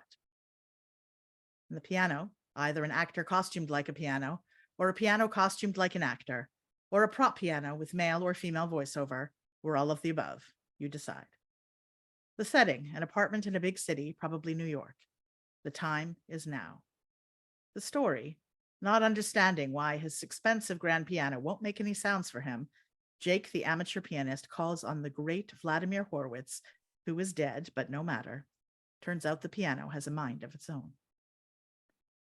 At Rise, Jake sits down at the keyboard and tries to play. No sound from the piano. Odd. Jake looks up and down and all around. Tries again, maybe a different piece. Still no sound. Makes no sense. An idea.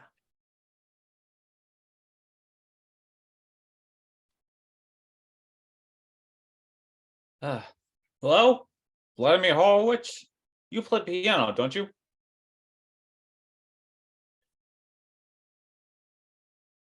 My name is Jake. We haven't met. We both live in the city. Please don't hang up. You see, I'm having problems with a very expensive $10,000 piano. And I was hoping.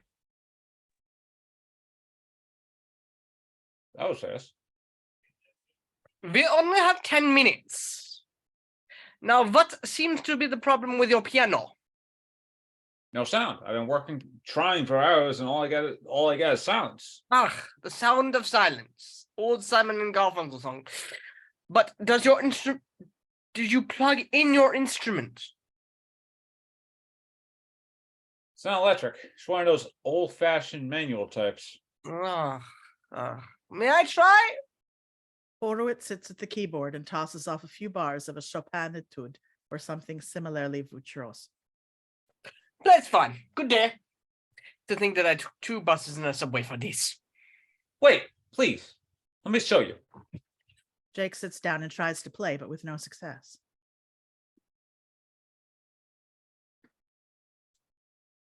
Very interesting. But your fingers must actually touch the keys, not merely hover over them. I'm touching. See? Then I can see and I can conclude that your piano does not like you. My piano doesn't like me? Bingo! Did you hear that? Hear what? Someone just said bingo, and I think it was piano. That's right. No, nobody said bingo. First, your piano is not making a sound when you play, and now it's saying bingo when you do not play? Pretty cool, huh? I think I'm going crazy. How can a piano not like me? You really want to know? It's rare, but not unheard of. A piano is a very sensitive instrument. Yeah. And must be treated with great care and love, like a horse. Like a dog or a horse. You ride a horse? No, I take the subway. Well, if a horse feels no confidence in its rider, it may just stand in place and won't walk or trot or let alone canter or gallop. If a dog feels like it has no confidence in its owner, it will tug on a leash or just stay put. But we're not talking about a dog or a horse. We're talking about piano. A piano is just a thing. A thing? Yes, a thing, an inanimate object, not a dog or a horse. A horse is at least human, for God's sakes. Ah, yes. Yes. A horse is a horse, of course, of course. But the piano is not simply an object. It's made of wood, even felt, and even ivory, at least before they started protecting the elephants. And it goes flat when the humidity is too dry and sharp when it's dampened. You do tune it, don't you? Every couple of years when I remember. Ah, should be twice a year at least. I'm just so busy at work. Now, I understand what's going on here. You are not taking proper care of your instrument, which is a very sensitive, sentient being. Right. And no doubt you play very badly, too. You have no idea. How do you know I play badly? If you played very well, it would not go on strike by refusing to play any sounds for you. Got that right, Vlad. Now, let us see what we can do about your about this. First, show me your fingernails. My fingernails? Too long. They scratch the keys. It tickles. Tickles? Sorry. Who are you talking to? The piano. The piano. I don't hear a piano talking. Is the piano a boy or a girl? Below middle C, I present as male, but above, I'm female. Pronouns are they and them. Their pronouns are they and them. Ah, gender non-binary makes perfect sense. That is because the piano is the most inclusive of all instruments. It can purr like a flute or thunder like a trombone. It can imitate drums, a guitar, contrabassoon, or even a xylophone. And it can compete with the largest of orchestras and play an entire symphony unaccompanied. Goddamn right. No wonder the other instrument has a range and repertory of the piano. And the piano is a world unto itself. Even I'm impressed. And yet you, Mr. Jake, you treat it as if it were a kitchen appliance. Hey, some of my best friends are Cuisinarts. I didn't realize. Of course not. Now let me see you play. You won't hear anything. I can see how you approach the instrument. Your touch, your fingering, your technique. What were you trying to play? Beethoven's Assassinata Sonata. You mean the Appassionata Sonata? That's what I said. Can't even get the name right. A very difficult piece. But begin. Jake starts. Before he can play a note. Ah, the bench, too close. Now too far. Now too low. Now too high. My God. Finally, it is correct. All right, begin. Ah! No wonder. Scoot over. Horowitz I will sits show at the you. bench, practically causing Jake to fall on the floor. I will see.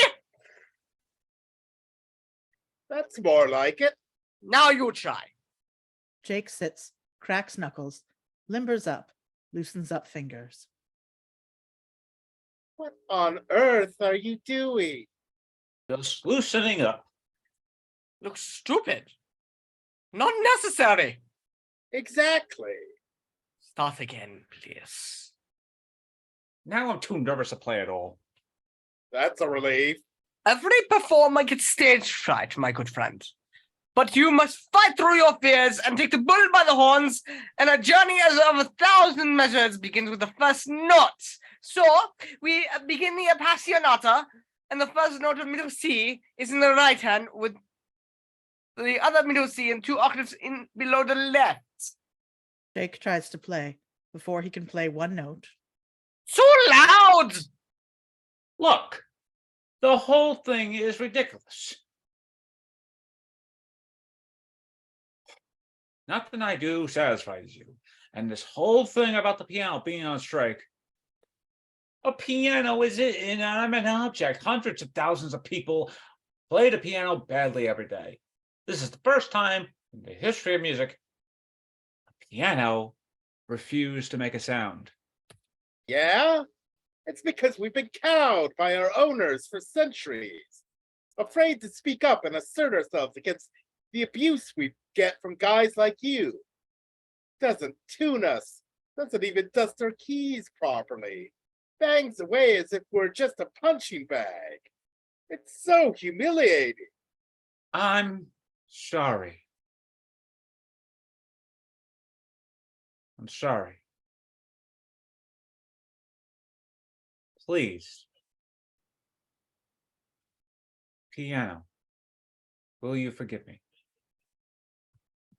I'll think about it.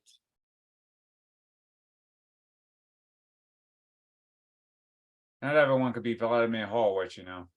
That's for sure. That's for sure. Now try once more. Jake tries again. We hear, faintly, a middle C.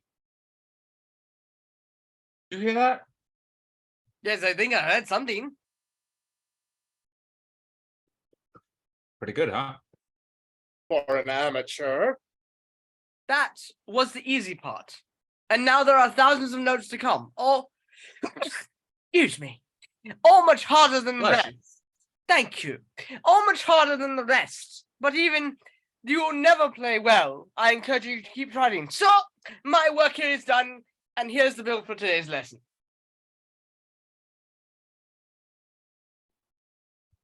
So, piano.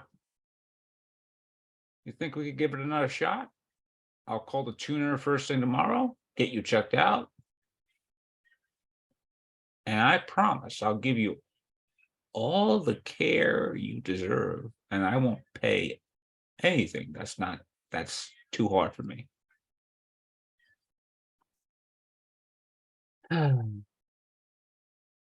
So now you're not talking to me again. The piano says nothing, but sounds a nice major chord in the octave above middle C. Oh. Okay, I get it. Once we get back to a normal relationship, I'll just put my fingers on the keys, you make the music, and no more wisecracks. Right. Let's test this out. And Jake plays something simple but well, perhaps Bach's little minuet in G, which of course we hear as the play ends.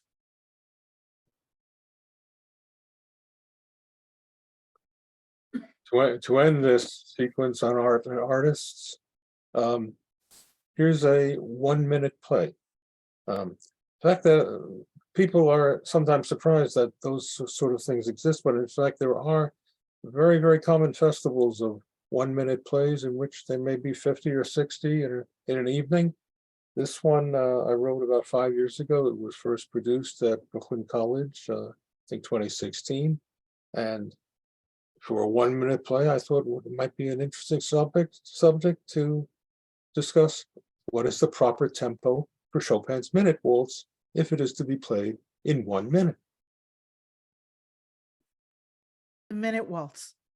The characters are the pianist's friend, and the pianist's little sister, who is as young as possible.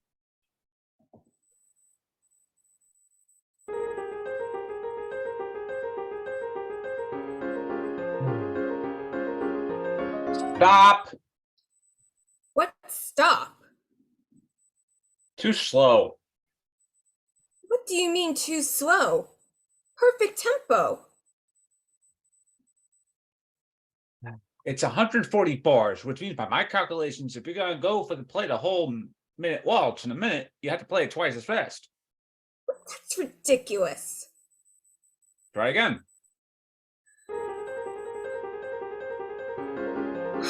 Better? At this place, still 90 seconds. Computer? That's stupid. No, it's all wrong. Nobody can play it that fast. You could if you were a better pianist. I'm an excellent pianist. Now, if you need 2 minutes to play the minute waltz. You dummies! It's not a minute waltz. It's a minute waltz. Oh. Oh.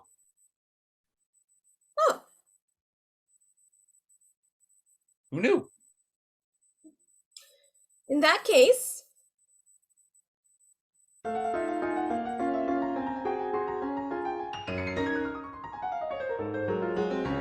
Bravo! Bravo! Bravo! Brava!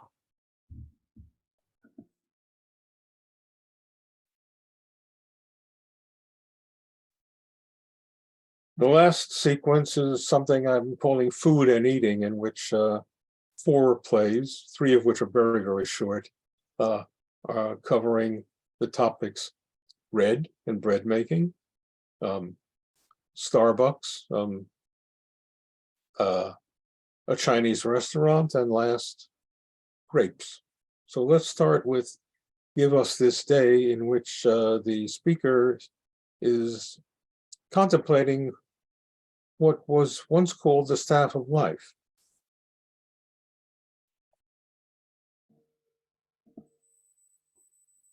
it was once, we're told, staff of life. Hard-working peasants ate 2 pounds a day as the mainstay of their diet.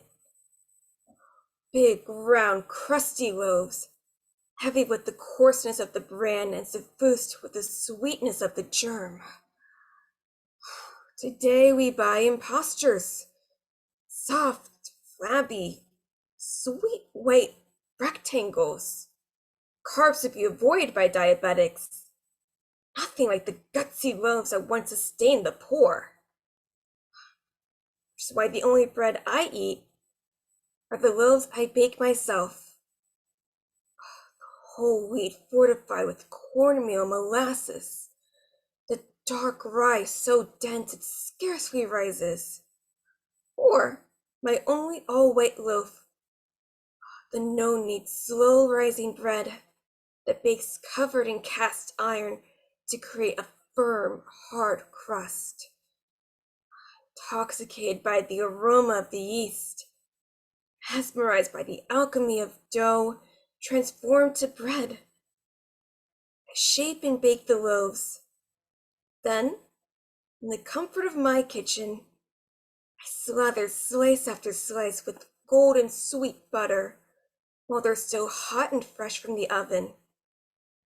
And it's then I imagine myself as a Boreal peasant, eating my simple meal of bread and gruel, knowing how none of those workers would ever live as long or as well as I.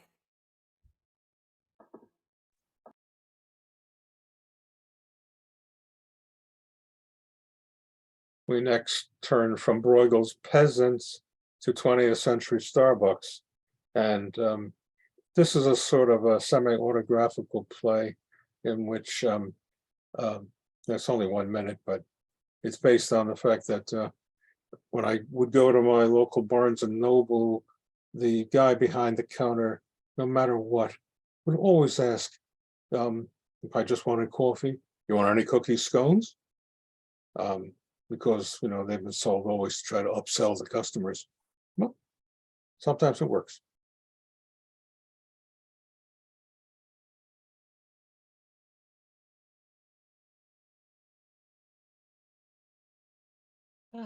Anything to eat with that today? Any cookies, scones? No, thank you. You always do that. Always do what? Cookies, scones, cookies, scones. That's what we're told to do. Upsell. People don't want to be upsold. It's irritating. Ugh. I don't make the rules. Large coffee, light, no sugar, please. Do you want anything to eat with that? Any cookies, scones? Just the coffee. See? You piss them off. At least change it up for once. Any muffins, scones? Any bagels, muffins? Not the same ring. Yes, I'll take a medium hot chocolate, nothing else. No cookies, scones. I could give you a large for an extra, another 30 cents. No? How about something to eat with? Hey, look, don't get started. It's always the same goddamn thing with you. Any cookies, scones, any cookies, scones. If I wanted any cookies, scones, I would have asked for any cookies or scones. Sure. So, anything to eat with that? Any cookies, scones? Blueberry scone. Mike makes a gesture of satisfaction to Vanessa. I recommend the cinnamon. End of play. Well, that was a short one. The next penultimate feast, one of my very favorites, is called Peas in the Fried Rice. It takes place in a Chinese restaurant. We have 3 co-workers. Their names are 1, 2, and 3 because I don't even know their names. I don't even know if they know their own names, but they're out for Chinese food every Thursday, 12:45, and one of them just can't tolerate the idea of peas in the fried rice. Peas and the fried rice. The setting is a standard issue Chinese takeout joint. This one also has about half a dozen tables for customers who want to eat in and makes no pretensions to fine dining. I'll It is have the. lunchtime. It is lunchtime, more specifically Thursday at 12:45. At Rise, Tammy pours water for the 3 seated co-workers and sets out a bowl of Chinese noodles, as well as those Chinese Zodiac placemats you see in so many restaurants. Tammy then takes their lunch orders. I'll have the boneless ribs, fried rice, and a Pepsi. A General Chow's chicken, white rice, and I'll do the egg roll. Hot and sour soup, then Chinese sausage and black bean sauce with bitter melon and fresh water chestnuts. That's fresh, not canned. We don't have that. You have to go to Chinatown. Then the chicken with broccoli. No MSG, please. Brown rice and sauce on the side. And I like the broccoli very crisp and bright green. Thanks. What's the matter? You've got maybe Tourette's? Oh, it's causing trouble. What trouble? Tammy doesn't mind. Too polite. It says right here on the menu, dishes can be altered to your liking. You don't see us making special requests, like, I'll have the boneless ribs, but I want each piece cut out exactly 1/2 inches long by 3/4 wide, arranged crisscross on the plate, and piled 2 inches high, and sauce underneath each other rib, please. I want my sauce on the side. If I want my sauce on the side, I can have my sauce on the side. Why do you need your sauce on the side? Because the sauce here tastes like glue. So why don't you come here? You know, I'd rather go to the Jade Dragon, but as usual, I'm outnumbered. Majority rules. Besides, I'm driving. And I like the food here. How can you tell? You get 1.5 pounds of dried out meat, 2 scoops of greasy fried rice, over which you pour 2 plastic things of duck sauce, because it still isn't sweet enough for you. And then you wolf it down in 10 minutes, along with 12 ounces of sugar in a can. You can't taste anything. I tried Jade Dragon once. It's all right. I don't taste any difference. Jade Dragon is much better. You go to Jade Dragon, the food tastes like food. Cammy will hear you. I don't give a crap. So I was taking my daughter to school today, and she was complaining how geometry was too hard. So I may have to find a tutor. I like geometry. I like geometry too. Yeah, but do you ever use it? All this stuff about triangle relationships and coordinate proofs and transformations, which I know she'll never use. And it'll cost me $25 an hour for a tutor. I could always let her just fail. Thanks. I'll tell her that.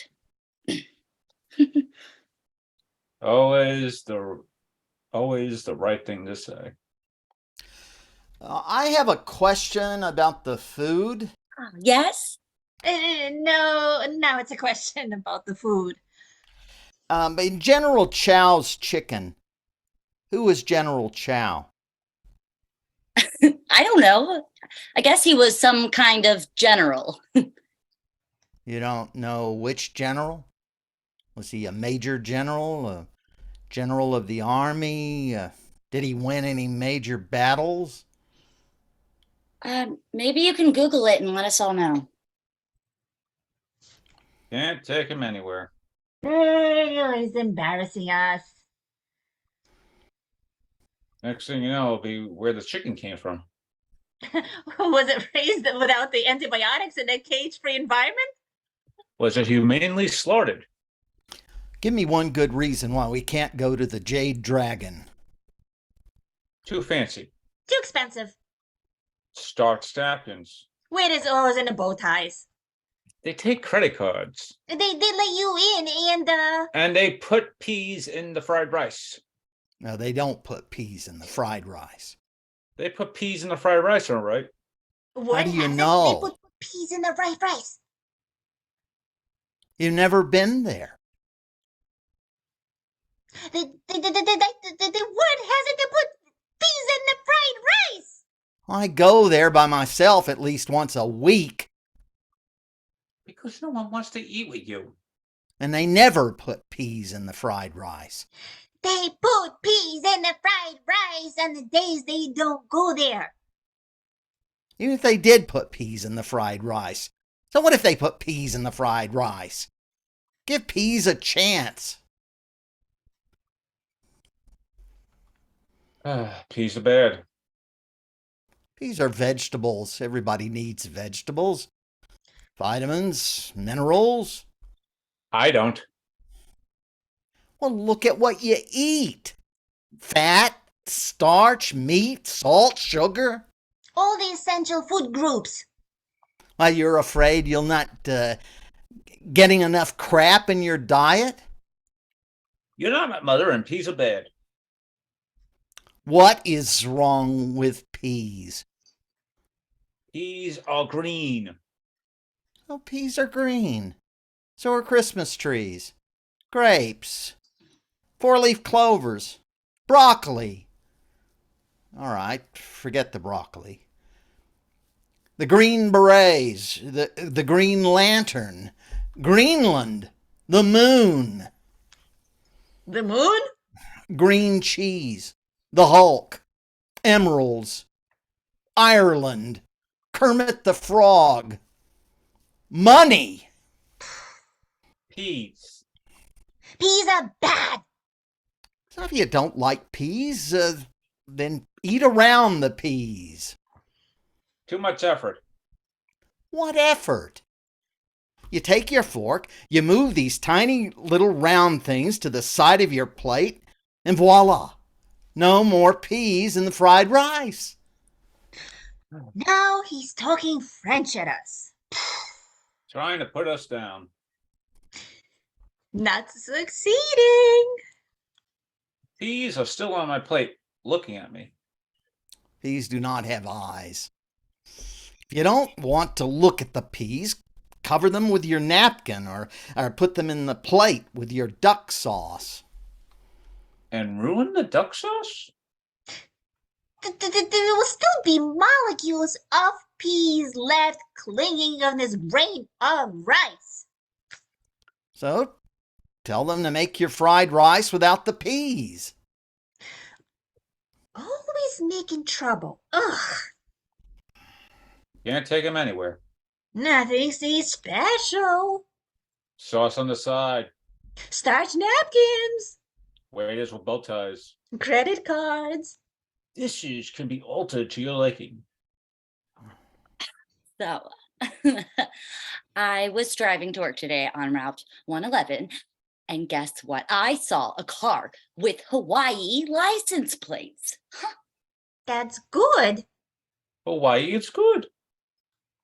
We're nowhere near Hawaii. I know. That's what's so amazing. How did they get a car with Hawaii plates to cross the Pacific Ocean? Did they put it on a plane or on a boat, or did it swim? Maybe they bought the car here and had the plates mailed over. You're missing the point. What point? There is no point. Was this the same trip where your daughter told you she hated geometry? No. That was when I was taking her to school. This was on my way to work. Because I don't always know how to interpret these random conversations of yours. I have no problem. I have no problem. Do you think the person commutes all the way from Hawaii every morning? It goes back every night? That must be it. So, your order's ready. I'll be right back. How does she know it's our order? She knows. No one else here. Everyone else is at the Jade Dragon. Eating fried rice with peas in the fried rice. The Jade Dragon does not put peas in the fried rice. They do when you're not there. And the waiter wears starch napkins. And credit cards. Okay. Okay then. Go. So, General Chow, white rice, and an egg roll. Chicken with broccoli. Broccoli extra crisp. Sauce on the side. Brown rice. No MSG? No MSG. And here's your boneless ribs, fried rice, and a Pepsi. Enjoy. I can't eat this. As long as this doesn't disturb you. Yeah, I'll call you when I get home. Why not? There's peas in the fried rice. Somebody peed in the fried rice? They only put No, it's peas in the fried rice. your fried rice. You don't want this. Always making trouble. He's not making trouble. He just doesn't want peas in his fried rice. Peas are bad. Peas are bad.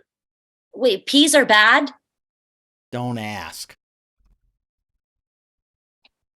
You didn't used to put peas in the fried rice. Something we just started. Gives it a little more color. Do you put peas in the fried rice every day? Or only on the days we're here? When do you come here? Every Thursday. 1:45. That's when we do it. Anyone complain? Not until now. Is it possible you've served him peas in the fried rice before and he hasn't noticed? I don't see how. I would have known. Maybe not. Maybe in your haste to down everything on your plate in 10 minutes, you overlooked them. Or maybe you're red-green colorblind, in addition to the Tourette's. Tourette's? See? So guys, what's it going to be? I can't eat fried rice when there's peas in the fried rice. There are definitely peas in the fried rice. So what's the big deal? The fried rice has peas in the fried rice? Hey, you ordered food. You got what you ordered. So don't make trouble. Eat your food like a grown-up person and stop complaining about maybe 6, 7 peas in the fried rice. I see 13 peas already. Peas are like cockroaches. For everyone you see, there's 100 hiding. At least. So what if it's 13? What if it's 17? Or 38? Or 52? Sauce on the side. Chris broccoli. Who was General Chow? I'd like to know how would he feel if he didn't want peas in the fried rice and how he got peas in the fried rice. Look, I make a perfectly reasonable request for sauce on the side and broccoli that is not overcooked, which, by the way, this is. And if you had wanted the fried rice a certain way, you should have ordered the fried rice a certain way.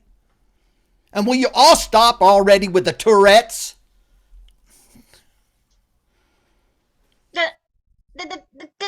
Can you make his peas without the fried rice? Huh? Dishes can be altered to your liking. Except the fried rice. We make fried rice in advance. Greasier that way. And it's 1:10. I'm starving and I can't eat my lunch because there are peas in the fried rice. As the others stare, 3 gets up and starts pushing the peas from one's fried rice every which way, including onto the floor. First carefully with a fork, then with his fingers, then the back of his hand, until table and floor are a mess of ribs, peas, rice, and a spilled can of soda. Happy now? Now you don't have no more peas in the fried rice. At one time, there were peas in this fried rice. Tiny molecules of pea may have stuck on the grain of the fried rice. Okay, I think you all should leave. My other customers. Other customers? You have no other customers. Why do you think this place is always empty? While they're lining outside the door at the Jade Dragon. I wish I knew. Because you want to know the truth? Your food sucks. I like the food. I like the food, except for the peas and the fried rice. Well, if there's anyone here that doesn't like the food, they can go eat someplace else. Okay. Always making trouble. Now you've done it. Been coming for years. Every Thursday, 1:45. Boneless ribs, General Chow and egg roll. fried rice and a Pepsi, and no peas in the fried rice. So now where we go for lunch? Obviously, the Jade Dragon. They'll never take us now. Word gets around. Word? What word? Word. Too fancy. Besides, Too fancy. napkins with bow ties. Starch in the credit cards. And what else? As Tammy returns to sweep up the mess, 4 enters and the others follow him with their eyes. I'm looking for a Chinese restaurant where they serve fresh water chestnuts in the fried rice. That's fresh, not canned. While Tammy shoos 4 out with her broom, the 3 coworkers shake their heads sadly and groan. End of play.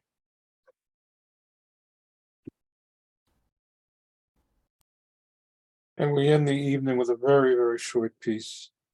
You, of course, know the movie, What's Eating Gilbert Grape? This play is called Gilbert, You're Eating a Grape.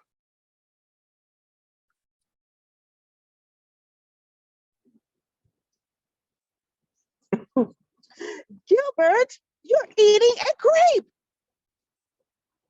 No. I'm eating a grape. I like grapes. You have rum with that? No, not at all. Eat as many grapes as you want. Thank you. I will.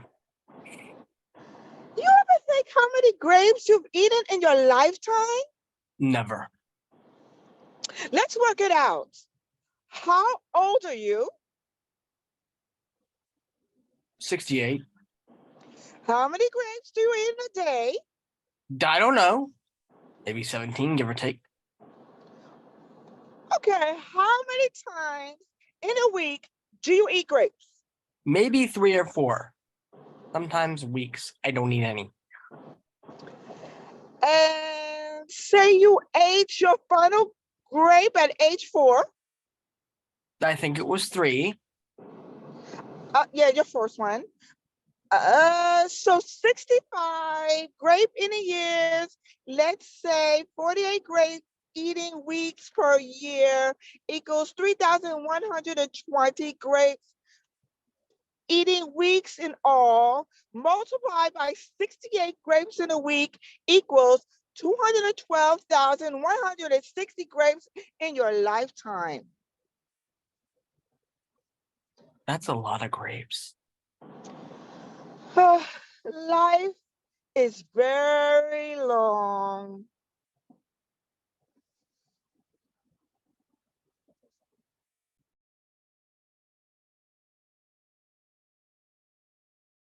And that concludes the evening. Thank you all.